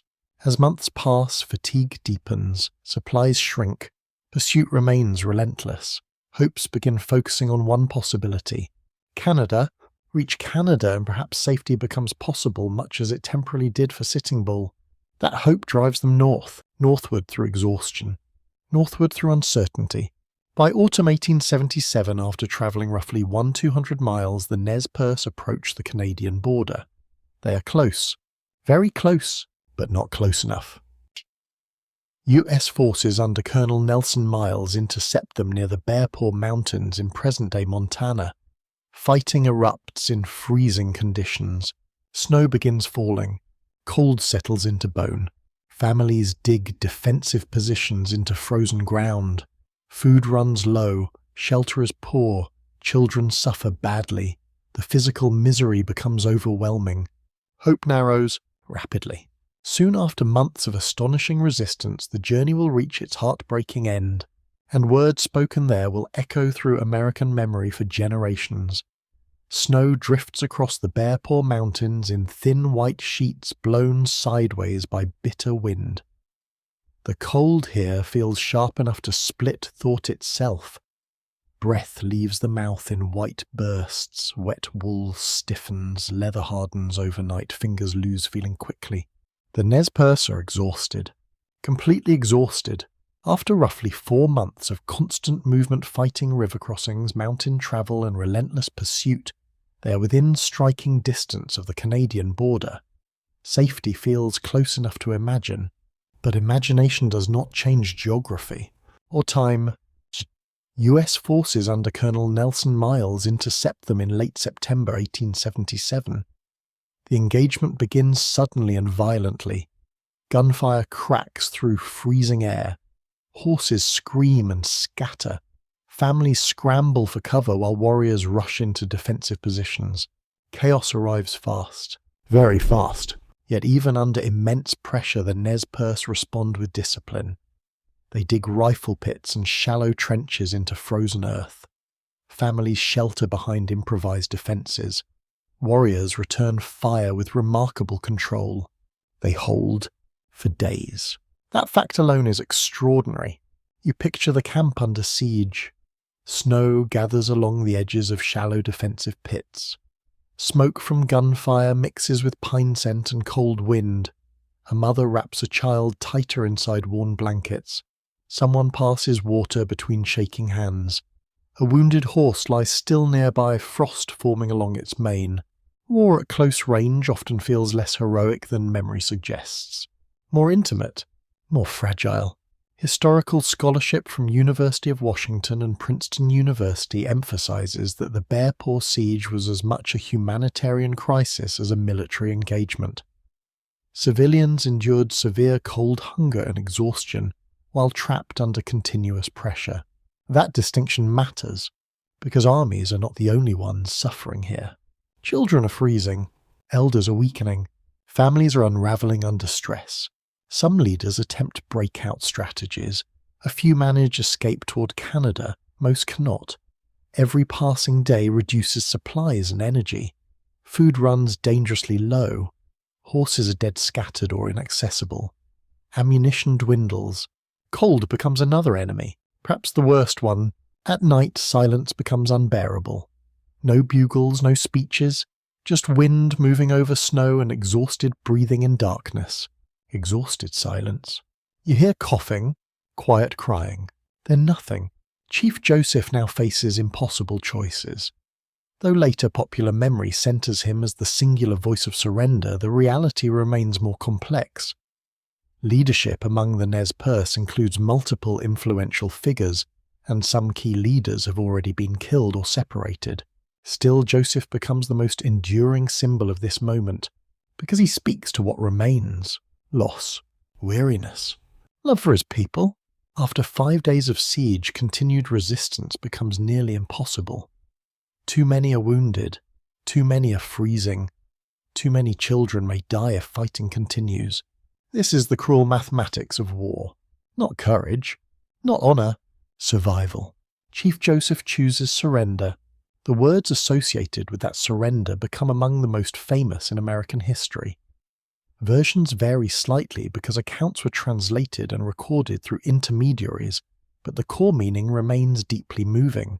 He speaks of exhaustion, of dead leaders, of children freezing, of looking for surviving family, and he says words remembered for generations. He is tired of fighting, forever. Those words enter national memory almost immediately. Some historians caution that the exact phrasing widely quoted may reflect translation choices and later literary shaping. Scholars at Yale University note that historians still debate how precisely Joseph's original speech was rendered into English, since no perfect verbatim record survives. But the emotional truth survives clearly. He is exhausted. His people are broken.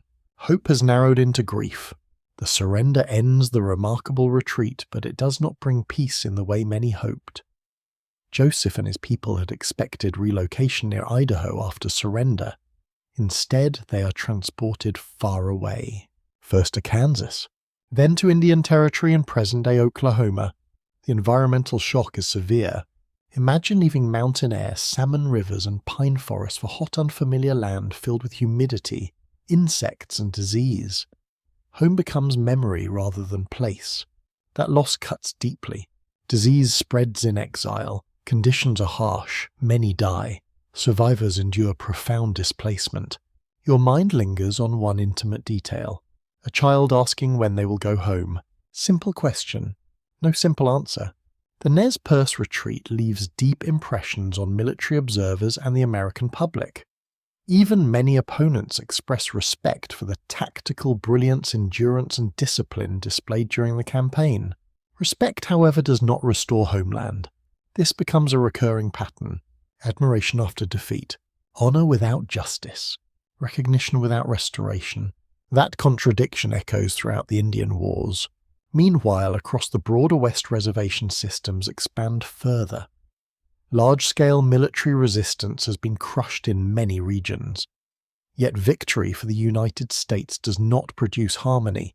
It produces control, bureaucracy, surveillance, and growing cultural pressure.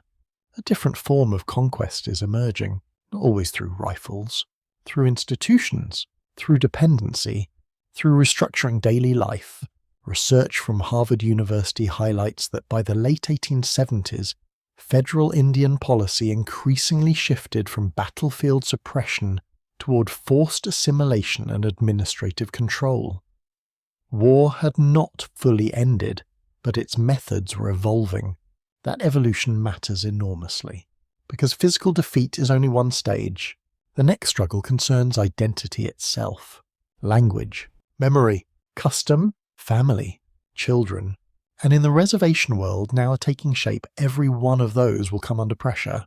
The walls are rising, not always made of wood, sometimes made of rules, and those walls will reshape native life in ways just as profound as war. The rifle smoke of major campaigns begins to thin across much of the American West, but the Indian wars are not truly over. They are changing shape.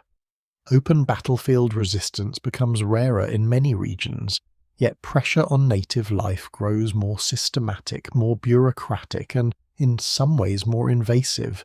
The new battlefield is daily life. Reservation life. Your mind drifts toward a reservation agency in the late 1870s. A cluster of rough wooden buildings stands against a broad sky.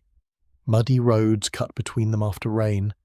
Wagons creak in and out carrying sacks of flour barrels of salt pork tools, blankets, and government paperwork.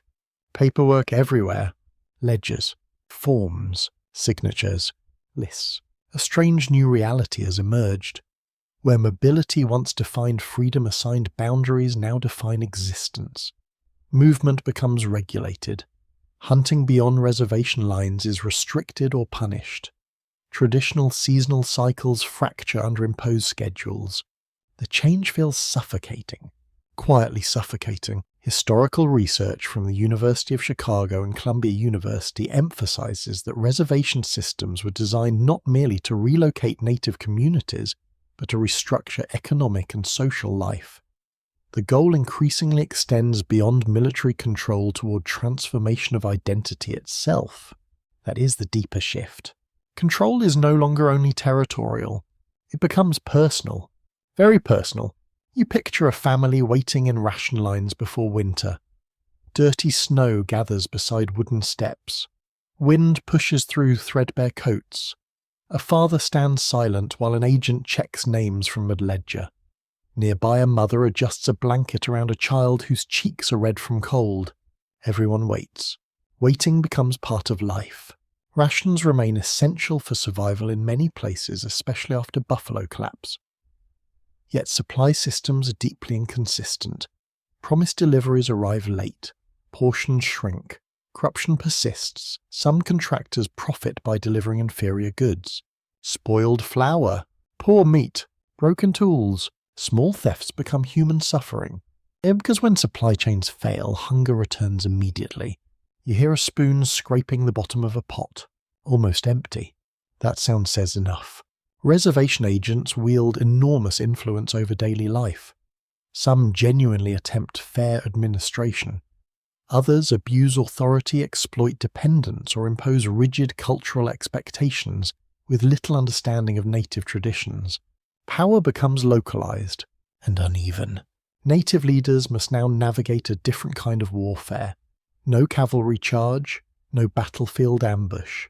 Instead, negotiation with agents, missionaries, military officers, and federal administrators determines access to food, livestock, schooling, and movement.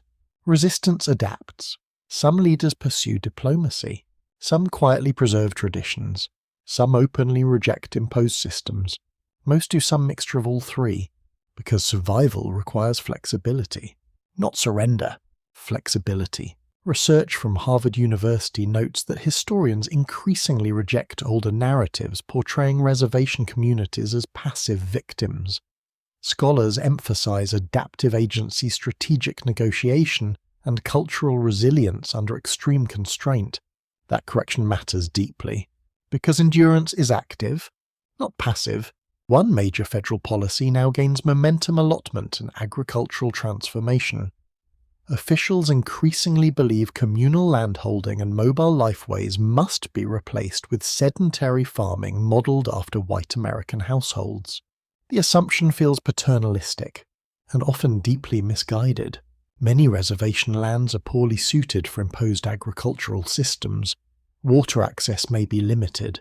Soil quality may be poor. Equipment is inadequate. Instruction is inconsistent. Yet policy proceeds anyway. The logic is blunt. Make native people farmers. Make families nuclear households. Reduce communal structures. Encourage dependency on market systems. Assimilation through economics. Some officials sincerely believe this is humanitarian progress. Others see it as efficient control. The difference matters morally, though the outcome can look similar on the ground. Your ears catch another sensory detail. Wet leather hanging near a cabin wall. Wood smoke from a small stove. Cold soup cooling too fast.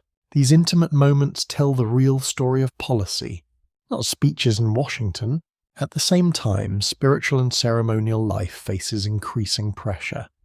Traditional gatherings may be discouraged or monitored.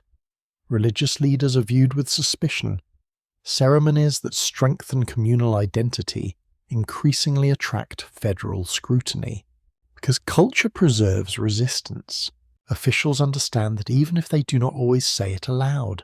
Some historians at Yale University argue the reservation era marks the transition from military conquest to cultural conquest.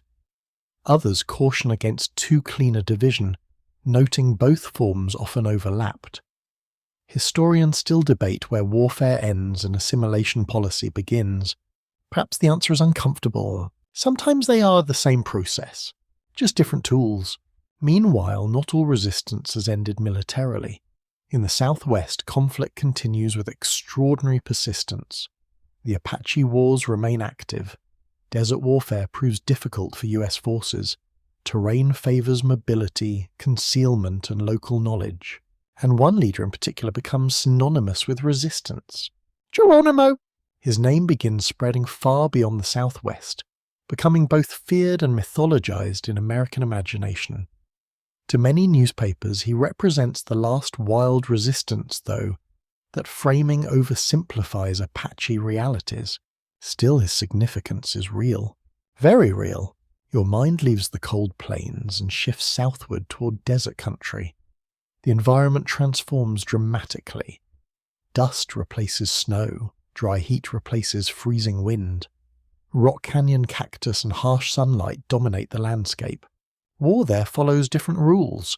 Water becomes strategy. Shade becomes survival. Movement requires intimate environmental knowledge. The Indian Wars are entering a final major phase. The Great Plains campaigns have largely ended, but the Apache resistance remains unresolved. And in those deserts, the struggle for autonomy will continue with astonishing endurance. The desert does not welcome carelessness. It punishes it. As your attention moves into the American Southwest, the world changes again. Gone are the wide grass oceans of the plains and the pine-covered mountain valleys of the Northwest. Here, sun dominates everything. Light feels sharper, shadows feel harder. Distance becomes deceptive. Heat shimmers above stone. Dry wind carries dust through narrow canyons. Water decides survival. The Apache homelands stretch across regions of present-day Arizona, New Mexico, and northern Mexico. These lands include deserts, mountains, ravines, and hidden springs known intimately by Apache communities. Outsiders often underestimate how much environmental knowledge matters here. That mistake can be fatal. Very fatal. Apache society is diverse, composed of multiple bands with distinct leadership and local patterns. The broad label Apache, much like Indian in general, hides important internal complexity. Some bands negotiate, some resist, some move between reservation life and armed resistance. Nothing is simple. Especially here, by the late 1870s and early 1880s, US policy increasingly aims to confine Apache groups to reservations, particularly the San Carlos Reservation. Officials often describe San Carlos as a solution. Many Apache experience it as imprisonment. The reservation suffers from severe problems, resources are limited, corruption and mismanagement are persistent, food quality varies, harsh conditions generate resentment, cultural disruption deepens. Imagine being forced from mountain homelands into constrained land under surveillance. The psychological burden alone is enormous. Your mind drifts into a reservation ration line under brutal sun. Sweat runs down faces. Dust sticks to skin. Children squint against bright light. A woman balances a worn container while waiting for flour. Nearby, a man stares silently toward distant mountains. He is thinking of home. That detail matters, because longing shapes resistance. Historical research from University of Arizona and Stanford University emphasizes that Apache resistance cannot be reduced to simple hostility towards settlement. Much of it reflected refusal to accept confinement under conditions perceived as degrading, unsafe, and culturally destructive. That distinction is essential. Resistance here is deeply tied to autonomy, mobility, dignity, identity. Among the most famous figures of this era is Geronimo, a Chiricahua Apache leader, whose name becomes legendary in newspapers and military reports. Public mythology often transforms him into a singular mastermind of Apache warfare. Reality is more nuanced. Geronimo is influential and charismatic, but Apache resistance involves multiple leaders, family networks, scouts, and band structures. Still, his symbolic power becomes enormous. Geronimo has endured profound personal loss earlier in life, including the killing of close family members during violence involving Mexican forces. Such experiences shape his reputation for fierce resistance. Memory matters. Personal grief matters. Sometimes history pivots on wounds carried quietly. Apache resistance relies heavily on mobility and terrain mastery. Small groups move through mountains and desert using hidden routes, concealed water sources, and deep environmental knowledge. US cavalry struggles repeatedly to pursue effectively. The environment fights alongside the Apache. That is not metaphor, it is logistics.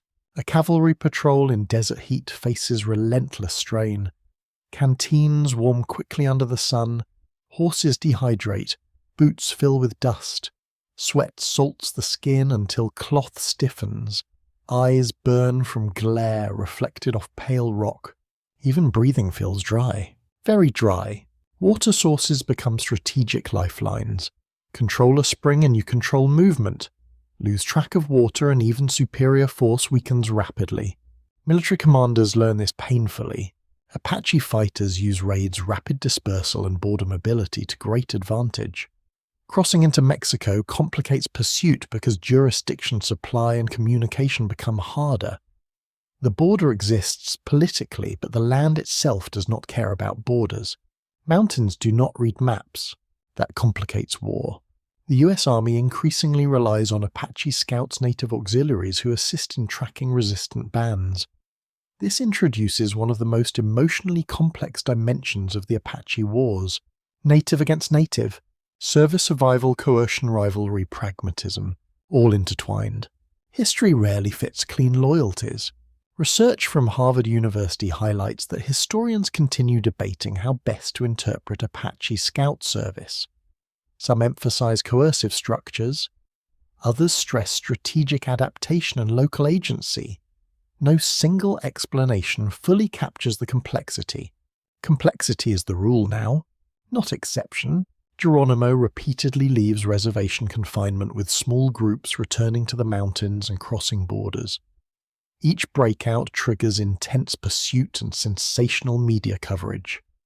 Newspapers exaggerate, dramatize, and mythologize events for Eastern readers hungry for frontier stories.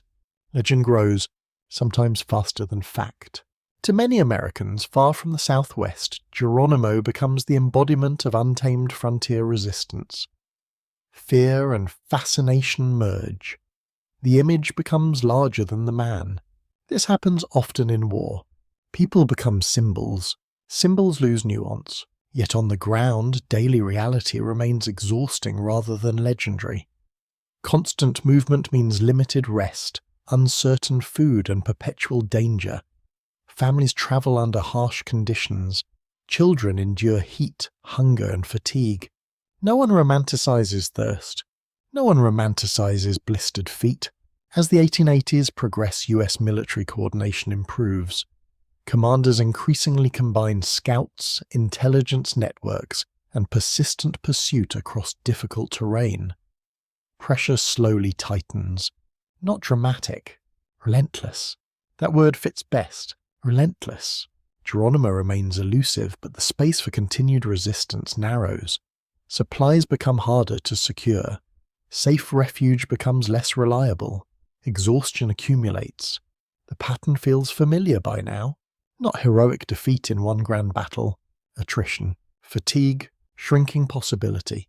Soon even the most persistent resistance in the Southwest will face its breaking point, and as armed resistance nears its end, federal attention will turn more aggressively towards something equally transformative: the children, because the next campaign will target memory itself. As open resistance in the Southwest begins narrowing toward exhaustion, another campaign is already accelerating across the United States. It does not begin with cavalry charges or battlefield ambushes. There are no dramatic bugle calls, no thunder of hooves across open plains. Instead, it begins with paperwork, orders, enrollment lists, school rosters. The new target is not territory alone, it is identity. More specifically, the next campaign focuses on children. That truth lands heavily, very heavily. By the late 19th century, federal Indian policy increasingly shifts toward aggressive assimilation. Many policymakers, reformers, missionaries, and military officials argue that native cultures must be transformed rather than merely contained.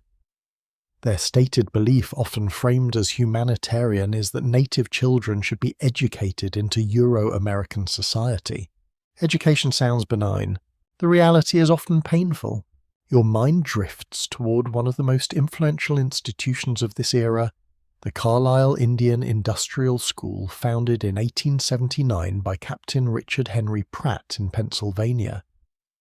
Pratt's philosophy becomes central to federal assimilation policy. His approach is blunt and deeply revealing. Change the child. Change the future. Erase old identity. Replace it with approved identity. That is the system. Historical scholarship from Columbia University and Harvard University emphasizes that boarding schools were not merely educational institutions. They functioned as instruments of cultural restructuring targeting language, dress, religion, labor habits, family structure, and social memory. That list is long. Because the goal is comprehensive, you picture a group of children arriving after long travel. Some come by wagon, some by train. Many are far from home for the first time. They carry blankets, small belongings, and fear they cannot easily explain. The buildings feel unfamiliar. Brick walls, long corridors, ordered schedules, cold iron bed frames. Everything feels rigid. The first transformations happen quickly. Hair is cut, traditional clothing is removed, uniforms are issued, native names are replaced with English names. Languages are forbidden in many institutions. Imagine that moment. A child speaks the language of home. An adult says no. Never again here. That simple command carries enormous violence. Not physical violence alone. Memory violence. Language carries worldview humor, kinship prayer, and inherited knowledge. Restrict language and you do more than silence words. You disrupt belonging. That disruption is profound. In your ears, the echo changes into a school bell. Boots on wooden floors, recited lessons, English alphabet spoken in unison, industrial training workshops, laundry rooms, agricultural labor. Routine becomes discipline. Discipline becomes identity shaping. Students often follow strict schedules dividing academic study, manual labor, religious instruction, and behavioral supervision. Boys may train in trades such as carpentry or blacksmithing. Girls are often pushed into domestic labor roles such as sewing, cooking, or laundry. Assimilation is gendered too. That matters. Supporters of the system describe opportunity and civilization. Critics, including some contemporary observers, recognize emotional and cultural damage. Accounts differ in detail. The pain does not. Research from Yale University notes that historians still debate how to balance narratives of trauma with evidence of student agency, adaptation, and selective resistance. Some students formed friendships, pursued literacy strategically, and navigated school systems with remarkable resilience. That nuance matters, because native children were not passive subjects. They resisted in countless ways. Quiet ways. Some whispered forbidden languages after lights out. Some preserved songs in memory. Some ran away. Some wrote letters home. Some adapted outwardly while preserving inner identity. Resistance becomes intimate. A whispered word. A remembered prayer. A hidden story. Your mind lingers on one intimate human detail. Late at night in a dormitory lined with iron beds, a child stares at the ceiling, listening to unfamiliar breathing in darkness. And family nearby. No familiar voices, only distance. Homesickness becomes a constant companion, very constant. Disease also becomes a serious threat. Overcrowding, poor sanitation, and limited medical understanding contribute to outbreaks of tuberculosis and other illnesses. Many students become sick. Some never return home. That grief echoes through communities. Parents often face terrible dilemmas. Refusal to send children may bring pressure, ration consequences, or military involvement. Compliance may feel like surrender of the next generation. There is no easy path. Again, there never seems to be. Some historians at Princeton University argue boarding schools represent one of the clearest examples of cultural warfare in US history. Others caution that regional differences between institutions matter and that experience is varied. Historians still debate how uniformly coercive particular schools were, yet broad consensus remains. Assimilation was intentional. Cultural transformation was policy. By the 1880s, this system expands significantly. Federal resources increasingly support education aimed at producing compliant citizens detached from traditional lifeways. Officials believe the Indian problem can be solved not by endless war, but by dissolving native identity over generations. That phrase should feel unsettling, because it is. Solve the problem by eliminating the culture. The Indian wars are no longer only about defeating warriors, they're about reshaping children, reshaping memory, reshaping tomorrow. And yet even under this immense pressure, spiritual hope begins rising across reservations in an unexpected form. A new movement is spreading. It offers healing, renewal, return, and for many native communities burdened by grief, hunger, and loss, it feels like the first deep breath in years. The ghost dance is coming. By the late 1880s, much of the American West appears quieter to outside observers. Major military campaigns have diminished. Large-scale mounted resistance has mostly ended. Reservation boundaries are established. Boarding schools are expanding. Federal administrators increasingly believe the Indian wars are nearing conclusion. On paper, perhaps. In human terms, not even close. Silence can hide suffering, and suffering now runs deep across many reservations. You feel that suffering not through battle but through accumulation. Hunger that never fully leaves, grief carried for years, children sent away to distant schools, sacred lands lost, languages discouraged, ceremonies restricted, elders watching worlds disappear within a single lifetime. That weight becomes spiritual, heavy beyond words. Your mind drifts across a reservation evening in the northern plains. The wind carries dust over dry ground. Cooking fires burn low. Wood smoke mixes with cold air. Thin soup simmers in iron pots. A grandmother sits near the fire speaking softly to children about older times. Times before fences, before ration lines, before agency rules. Memory becomes nourishment, sometimes the only kind available. It is within this atmosphere that a spiritual movement begins spreading across native communities in the West.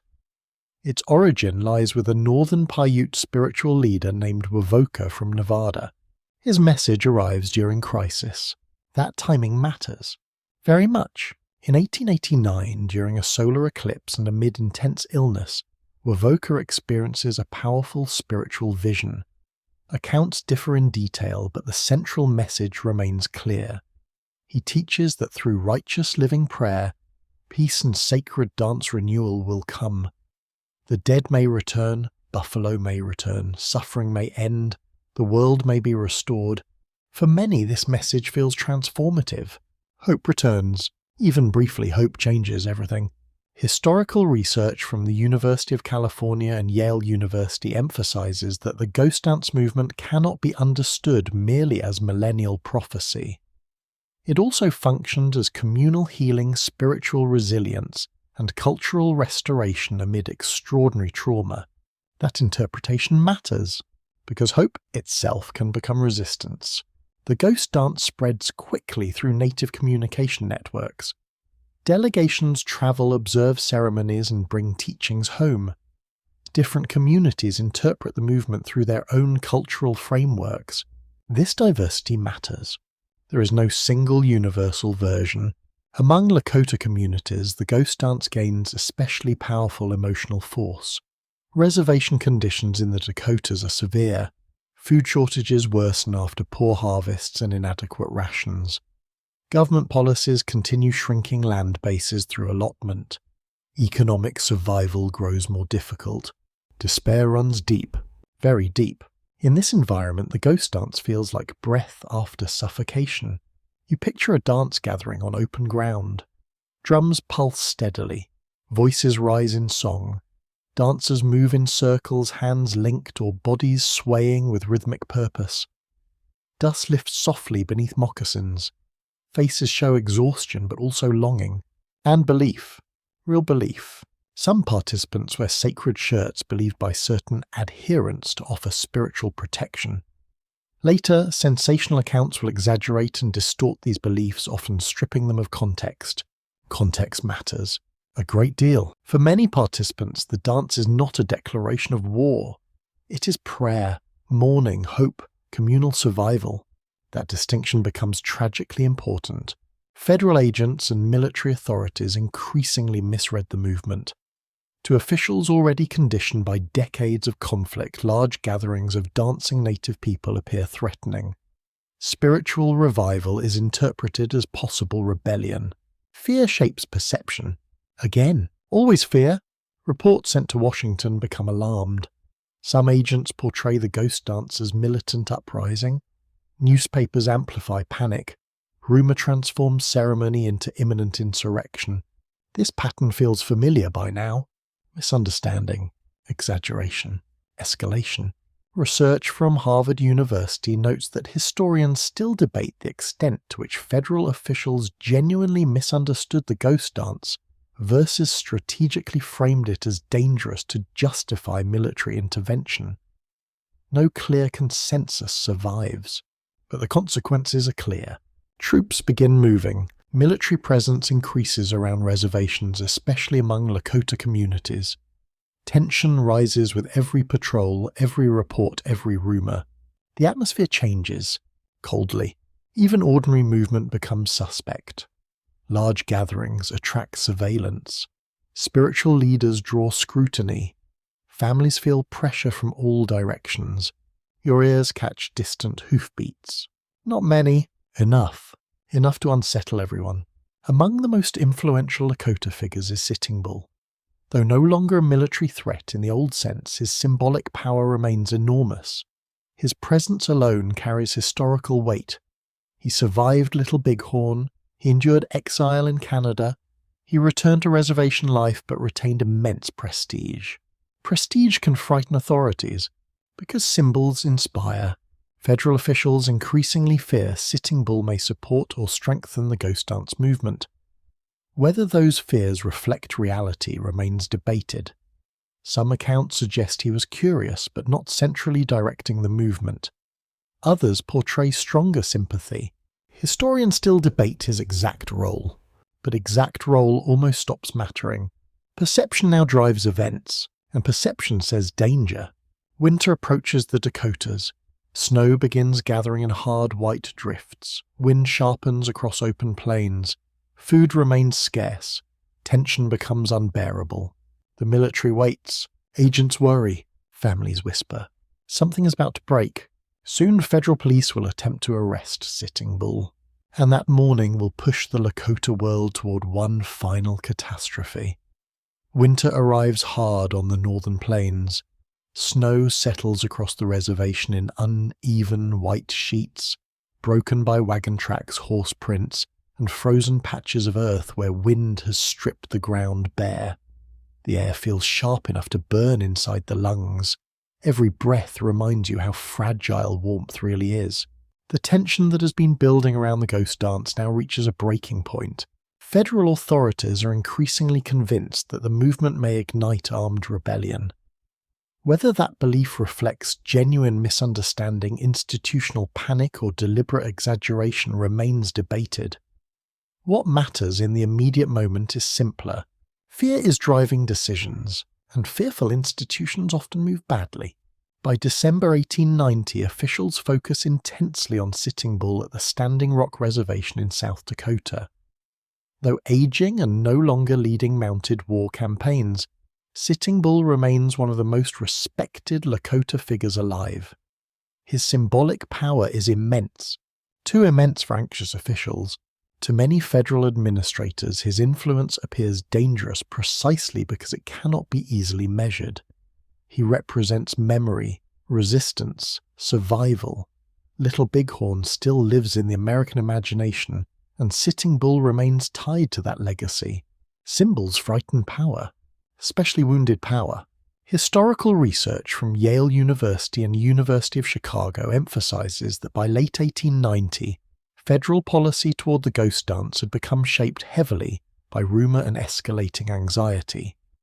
Historians still debate whether officials truly believed rebellion was imminent or whether institutional overreaction magnified a manageable situation into crisis. Either way, the consequences become fatal. Before dawn on December 15, 1890, Indian police working under federal authority ride towards Sitting Bull's cabin to arrest him. The decision itself reflects the strange complexity of reservation control. Lakota men are being sent to arrest a Lakota leader. That fact carries painful irony. Native communities are now entangled in systems forcing impossible loyalties. Service to reservation administration may provide survival income or protection, yet it can also place men directly against kin memory and communal identity. Nothing feels clean. Nothing feels easy. You picture the cold morning. Darkness still lingers. Frost clings to wood. Horse breath hangs in pale clouds. Leather creaks as riders dismount. Snow crunches under boots. A knock. Voices. Movement inside. At first the arrest proceeds with tense uncertainty. Sitting Bull is awakened and informed he must come. He resists verbally but appears willing to move under pressure. Yet news spreads quickly through nearby supporters. Crowds begin gathering.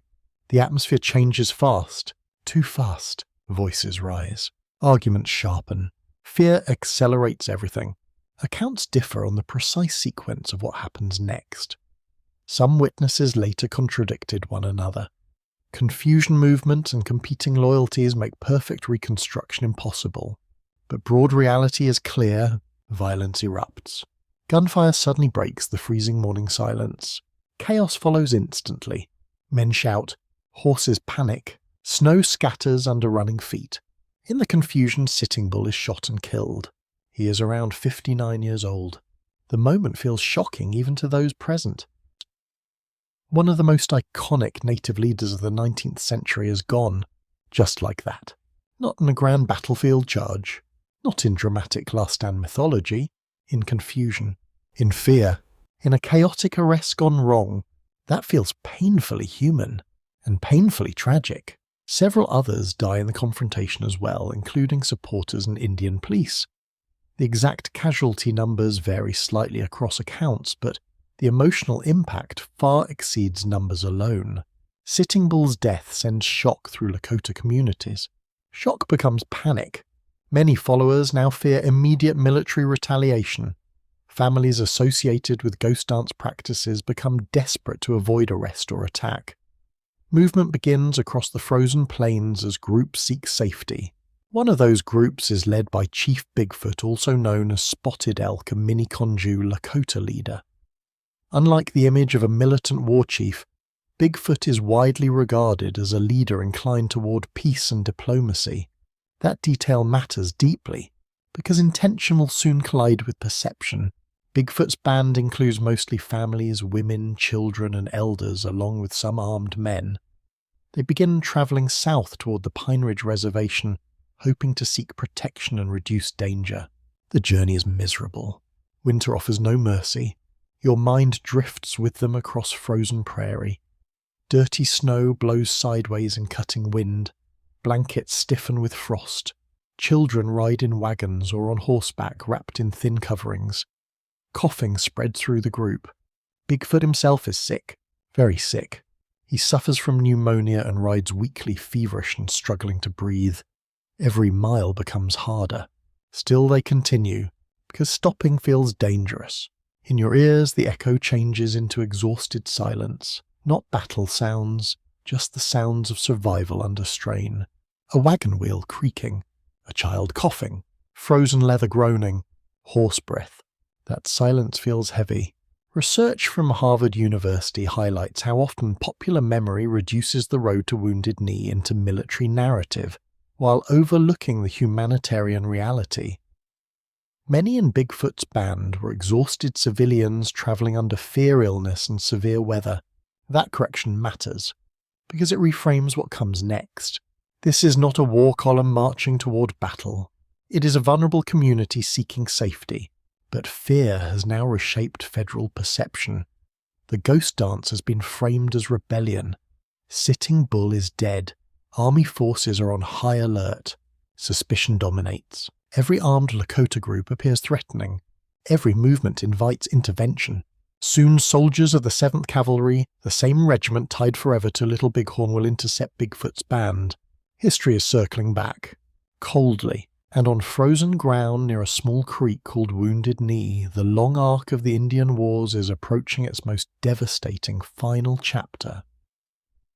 The wind across the South Dakota plains feels merciless now. Snow lies in dirty drifts where wagons have passed. Ice clings to grass stalks bent under frost. The sky hangs low and pale as if even daylight has grown tired. Chief Bigfoot's band continues south through worsening exhaustion. They do not move like an army. They move like people trying to survive winter. That distinction matters more than ever. The group includes several hundred Lakota, many of them women, children and elders. Horses move slowly through frozen ground. Wagons creak under blankets, food and weakened passengers. Some children are wrapped so tightly in cloth that only their eyes show. Cold reaches everything, even hope. Bigfoot grows weaker with every mile. Pneumonia has drained his strength. Fever burns through his body while freezing air tears at his lungs. He rides covered in blankets, coughing heavily, barely able to maintain posture. Yet he keeps moving, because stopping feels dangerous. Your mind lingers on one intimate human detail. A mother adjusts a blanket around a sleeping child while glancing repeatedly toward the horizon, not because she sees danger, but because she expects it. Expectation itself becomes exhausting. Historical research from the University of Chicago and Harvard University emphasizes that Bigfoot's band was traveling primarily to seek safety at Pine Ridge, not to initiate battle. Historians broadly agree the group was vulnerable, undersupplied and physically weakened. That reality matters, because what happens next is often distorted by older military narratives. On December 28, 1890, the band is intercepted by soldiers of the 7th Cavalry under Major Samuel Whitside. The symbolism feels almost unbearable. This is the same regiment forever linked to George Armstrong Custer and Little Bighorn. Memory hangs heavily over both sides. Some soldiers still carry inherited resentment from Custer's defeat. Some officers remain deeply suspicious of Ghost Dance followers. Fear shapes interpretation. Again, always again. Bigfoot signals peaceful intent. A white flag is displayed. He does not resist interception. His people comply with orders to move toward a campsite near Wounded Knee Creek. The camp is established under military supervision. Soldiers surround the Lakota. Artillery is positioned on nearby high ground. That detail should unsettle you, because artillery is not placed casually. The Hotchkiss guns overlook the camp, their presence silent but unmistakable. Cold iron waits above families sleeping below. Night falls. The temperature drops further. Campfires burn low in the wind. Snow crunches under patrol boots. Horses stamp restlessly. Lakota families try to rest despite overwhelming anxiety. No one sleeps deeply. Not really. You hear the sounds of uneasy night. Crackling firewood, a child coughing, metal gear shifting, distant wind, exhausted silence between sounds. Bigfoot lies ill under blankets, guarded and weak. Around him, people wait for morning without knowing what morning will bring. Morning arrives on December 29th. Cold, grey, unforgiving. Soldiers begin implementing disarmament orders. Lakota men are instructed to surrender weapons. Some comply immediately. Rifles, knives, and other weapons are collected into a pile. But tension rises quickly, because disarmament is not simple. Some men hesitate. Weapons represent more than tools. They mean protection, dignity, and agency. Being disarmed while surrounded by armed soldiers feels deeply threatening. Searches become more aggressive. Frustration grows. Voices sharpen. Movements quicken. Accounts of the exact trigger remain contested to this day. Some witnesses later contradicted one another. Historians still debate the precise sequence because panic overtook clarity within seconds. But broad consensus exists. A gun discharges. Whether accidental, resisted, or triggered during struggle remains debated. One commonly cited account involves a deaf Lakota man named Black Coyote, who resisted surrendering his rifle partly because he may not have understood orders clearly amid chaos. Then everything breaks. Gunfire erupts, instantly. The first shots shatter whatever fragile control remained. Soldiers fire into the camp. Lakota men attempt to respond or flee. Panic becomes total. Then the artillery opens. That changes everything. Hotchkiss guns fire explosive shells into and around the camp. Families run in every direction. Women clutch children. Elders try to flee through snow. Some seek shelter in ravines and gullies. There is nowhere truly safe. Nowhere. The scene becomes catastrophic within minutes. You do not need graphic detail to understand horror. The truth is devastating enough without it. This is not sustained battlefield combat between balanced forces. It is collapse, panic, mass death. Historical scholarship from Yale University and modern reassessments by major American historians overwhelmingly describe Wounded Knee as a massacre rather than a battle. Older military framing has largely given way to stronger recognition of the asymmetry and humanitarian devastation. That historical shift matters. Language shapes memory. Battle implies contest. Massacre implies vulnerability. The casualty count remains imperfect due to conflicting reports, but approximately 250 to 300 Lakota are believed to have died, many of them women and children. Around 25 US soldiers also die, some likely from friendly fire amid chaos. Even numbers feel inadequate here. Each number hides a face, a family, a voice. Snow soon covers bodies and debris. Survivors scatter or hide in ravines. Some remain wounded in freezing conditions for hours. Blizzard winds later sweep across the landscape, deepening the tragedy. Your mind pauses. No music. No speeches. Only wind. Wounded Knee becomes the devastating symbolic end of the Indian Wars. Not because all conflict everywhere instantly ceases, but because something fundamental closes here. The era of large-scale armed native resistance against US. Expansion has effectively ended. The plains are quiet now, but it is not peaceful quiet. It is grief, and grief lingers long after gunfire stops. After the gunfire stops at Wounded Knee Massacre, the silence feels unnatural. It is not true silence, of course. Wind still moves across the plains. Snow still drifts over frozen ground. Horses still shift restlessly. But something human has been shattered so completely that the land itself feels altered. The storm arrives soon after. Snow blows across the battlefield in hard sheets covering blood-discarded blankets, broken wagons and scattered belongings. Nature begins erasing visible traces almost immediately. Memory will not erase so easily. Survivors remain trapped inside shock. Some hide in ravines or shallow depressions, wounded and freezing. Others wander in numb confusion, searching for relatives. Children call for parents who do not answer. Parents search for children already lost in the chaos. That search is unbearable, because many never find what they seek. Your mind lingers on a single intimate detail. A small child sits wrapped in a blanket too large for their body, staring without expression while snow gathers on the fabric. Sometimes trauma looks quiet, very quiet, Relief efforts come slowly. The weather worsens conditions for everyone, including recovery parties. Bodies remain exposed in freezing temperatures before burial details arrive. Mass graves are eventually dug. Even burial feels rushed. Cold dictates everything. Historical analysis from Harvard University and Yale University emphasizes that Wounded Knee became a defining rupture in American historical memory because it exposed the lethal consequences of fear militarization and cultural misunderstanding.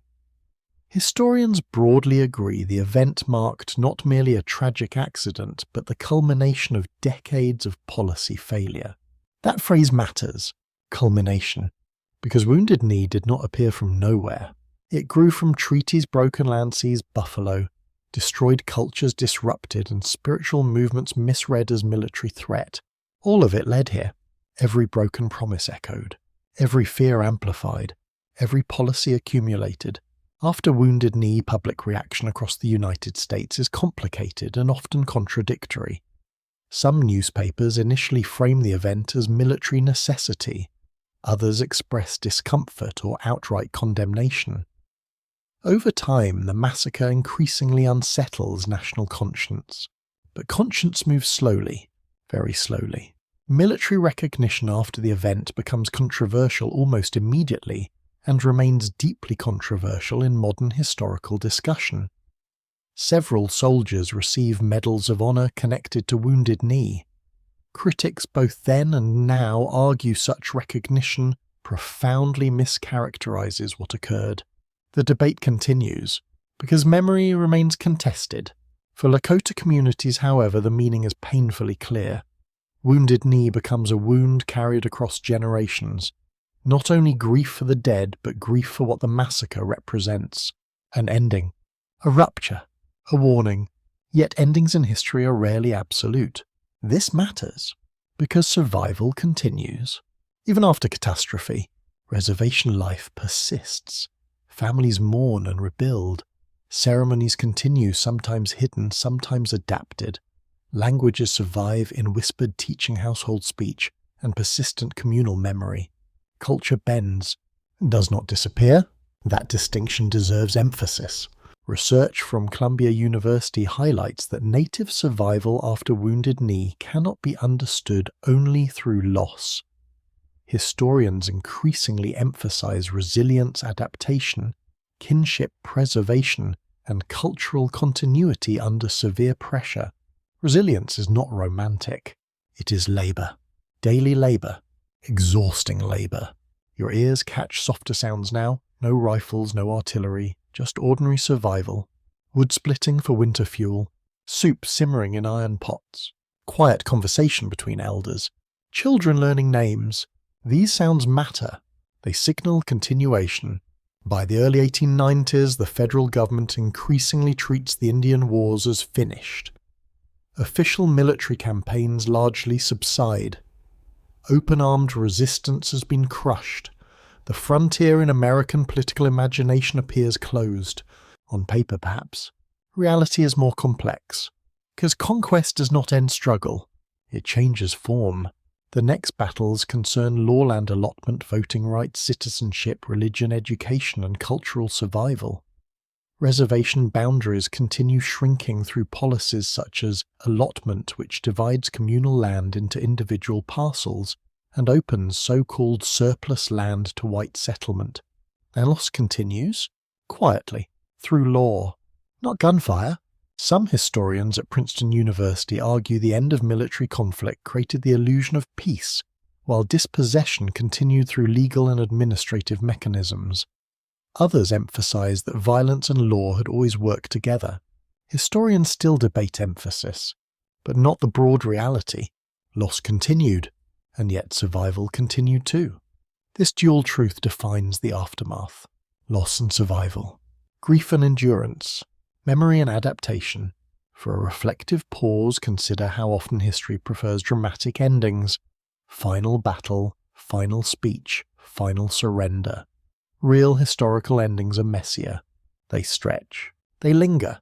They echo through generations. The Indian Wars do not end simply because guns fall silent at Wounded Knee. Their consequences flow forward into the 20th century and beyond, into courtrooms, into schools, into family stories, into political movements, into memory. The story is moving beyond war now, toward legacy, toward remembrance, toward the question that remains after all conquest. What survives? The answer is more powerful than many expected. A great deal survives. As the 19th century draws towards its final years, the open warfare that once defined the American frontier has largely faded. Cavalry campaigns diminish.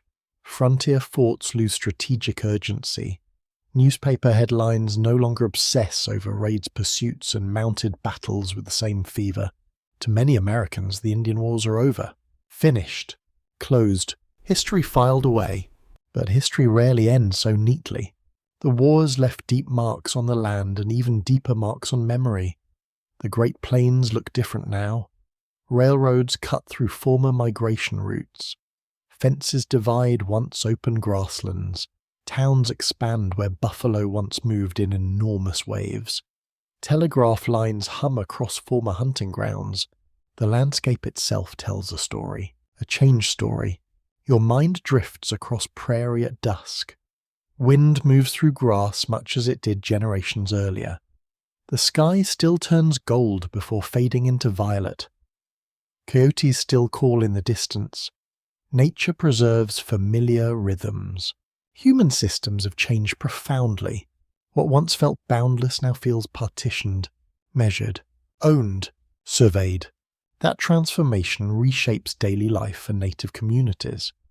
Reservation existence becomes the central framework through which survival must be negotiated. Families continue adapting to ration systems, allotment policies, boarding schools, religious pressure, and expanding federal oversight. Yet adaptation does not equal surrender. This distinction matters deeply. Historical research from Harvard University and University of California increasingly emphasizes native persistence through strategies of selective adaptation. Communities preserved language, ceremony, kinship, and governance even while navigating coercive systems. That is resilience, not passive endurance. Active preservation, sometimes quiet, sometimes visible, always costly. Your ears catch an intimate sound. An elder speaks softly to a child beside evening firelight. The child repeats a word in their ancestral language, then another. Language survives, one word at a time. That simple scene contains extraordinary historical weight, because every preserved word resists erasure. Boarding schools continue attempting assimilation, yet children often carry fragments of home back with them. Songs remembered in whispers survive. Ceremonies continue in modified forms. Sacred knowledge is passed carefully through trusted circles. Culture changes. Culture survives. Both statements can be true.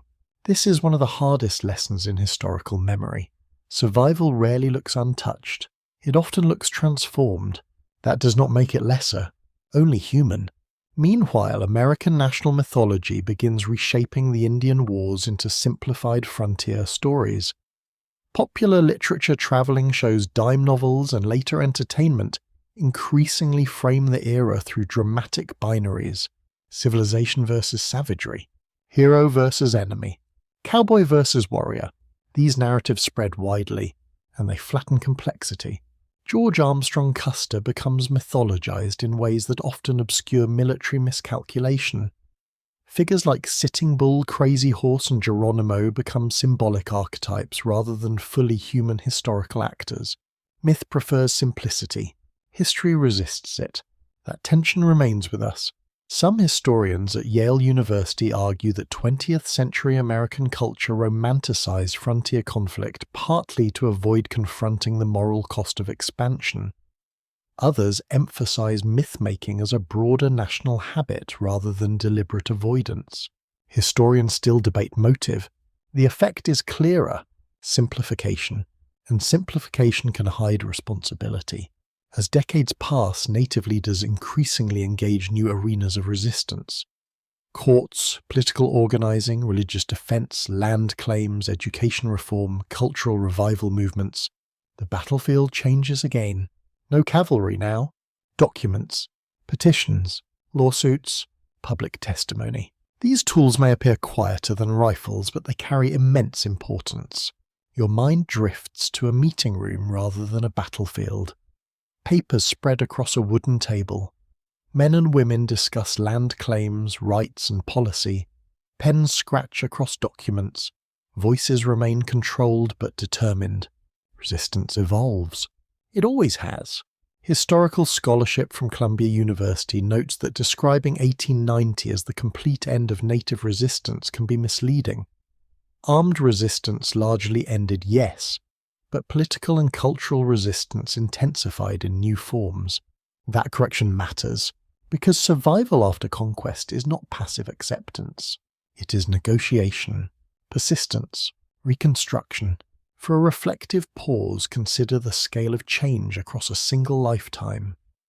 A Lakota elder born in the 1820s might have known vast buffalo abundance fluid movement across open plains, treaty councils, military invasion, reservation confinement, and boarding school assimilation all before old age. Imagine carrying that. One lifetime, one world disappearing, another imposed. That psychological burden is immense, and yet many endured. They raised families, preserved stories, maintained ceremonies, adapted where necessary, protected what they could. That may be the most extraordinary truth in this story. Not only the wars were fought, but that nations survived after losing them. The Indian Wars may be ending as military history. They are not ending as living memory. That memory continues into the present. And in the final quiet after war, one question remains. What should remembrance ask of us now? You arrive at the quiet after the gunfire. No cavalry charges now, no artillery, no shouted commands carried by winter wind. The great military campaigns that define the American Indian Wars from 1864 to 1890 have ended. Forts remain. Railroads expand. Settler towns continue growing. Washington declares the frontier subdued. But quiet is not the same as peace. That distinction may be the most important one in this entire story. The American Indian Wars were never only about battles. They were about collision between systems of life. They were about land, yes, but also movement memory, spiritual geography, kinship language, and survival. One side expanded through industrial power bureaucracy and population growth. The other fought to preserve worlds rooted in place and inherited meaning. When you step back, the scale feels immense, almost overwhelming. From Sand Creek Massacre to Wounded Knee Massacre, the arc stretches across just 26 years. Yet inside those years lie generations of loss and adaptation. Treaties were signed. Treaties were broken. Roads were built. Buffalo vanished. Children were taken to schools. Families were displaced. Wars ended. Memory remained. Historical scholarship from Harvard University, Yale University, and Stanford University increasingly urges modern audiences to resist simplistic frontier narratives. The old story of inevitable progress and inevitable conquest has been challenged by deeper scholarship emphasizing contingency, responsibility, and native resilience. That challenge matters, because inevitability can become moral anesthesia. If conquest feels inevitable, accountability becomes easier to ignore. But historians still debate important questions. Could stronger treaty enforcement have prevented some wars? Could political restraint have preserved more autonomy? Could ecological catastrophe, especially buffalo collapse, have been mitigated? No complete agreement survives. Yet one truth feels clear. Choices mattered. Human choices. Again and again, your mind drifts backward through everything you have witnessed tonight. Black Kettle raising peace flags before dawn at Sand Creek. Red Cloud forcing the United States to abandon forts. Sitting Bull holding spiritual authority during crisis. Crazy horse riding with terrifying precision at Little Bighorn. Chief Joseph speaking through exhaustion at Bear Paw. Geronimo moving through desert stone and hidden water routes. Wovoka offering hope through dance. Each figure is remembered differently. Some became myths. Some became symbols. All were human. That may be the most necessary correction. Human, not legends carved from stone. Not perfect heroes. Not perfect villains. Human beings making impossible decisions under immense pressure. Your ears catch one final sensory thread, one that has followed this story from beginning to end. Wind, prairie wind, desert wind, mountain wind. The wind remains. It moved over buffalo herds, over cavalry columns, over reservation fences, over schoolhouses, over graves. It moves still. There is something humbling in that. Empires feel permanent while they expand. Policies feel decisive while they are written. Battles feel world-changing while they rage. Yet time keeps moving. Landscapes remember longer than institutions. Some historians at University of California argue remembrance should move beyond guilt alone toward responsibility and listening. Others emphasize legal restoration, land rights, and sovereignty as central to meaningful reckoning. Historians still debate emphasis. Native communities continue living the consequences. That is not debate. That is reality. And here is the truth many older histories fail to tell clearly. The American Indian Wars did not end native nations. They survived. Against extraordinary pressure, native communities preserved languages, ceremonies, governance, kinship, and identity.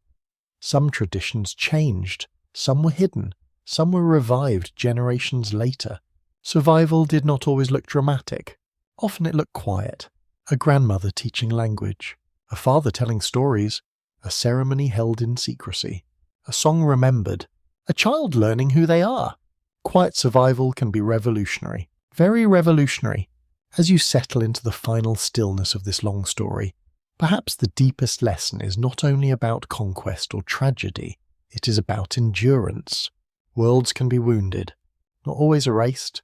Memory can be attacked, not always destroyed. People can lose land, still keep identity.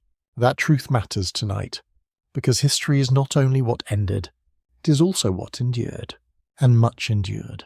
Tonight, as the plains grow quiet and the wind softens, the story finally rests. Not fully ended, because no meaningful history ever truly ends, but resting long enough for reflection. Thank you for staying through this journey. Before you drift off, think about what stayed with you most. Was it a leader, a battle, a moment of quiet resilience, or perhaps the ordinary families who carried entire worlds through impossible change? I would love to hear what moved you most in the comments. Sharing those reflections helps keep these stories alive and helps this community grow around thoughtful history. And if this story resonated with you, there are many more journeys waiting on this channel, each one carrying you gently into another forgotten world from the past. Blessings to you and your family.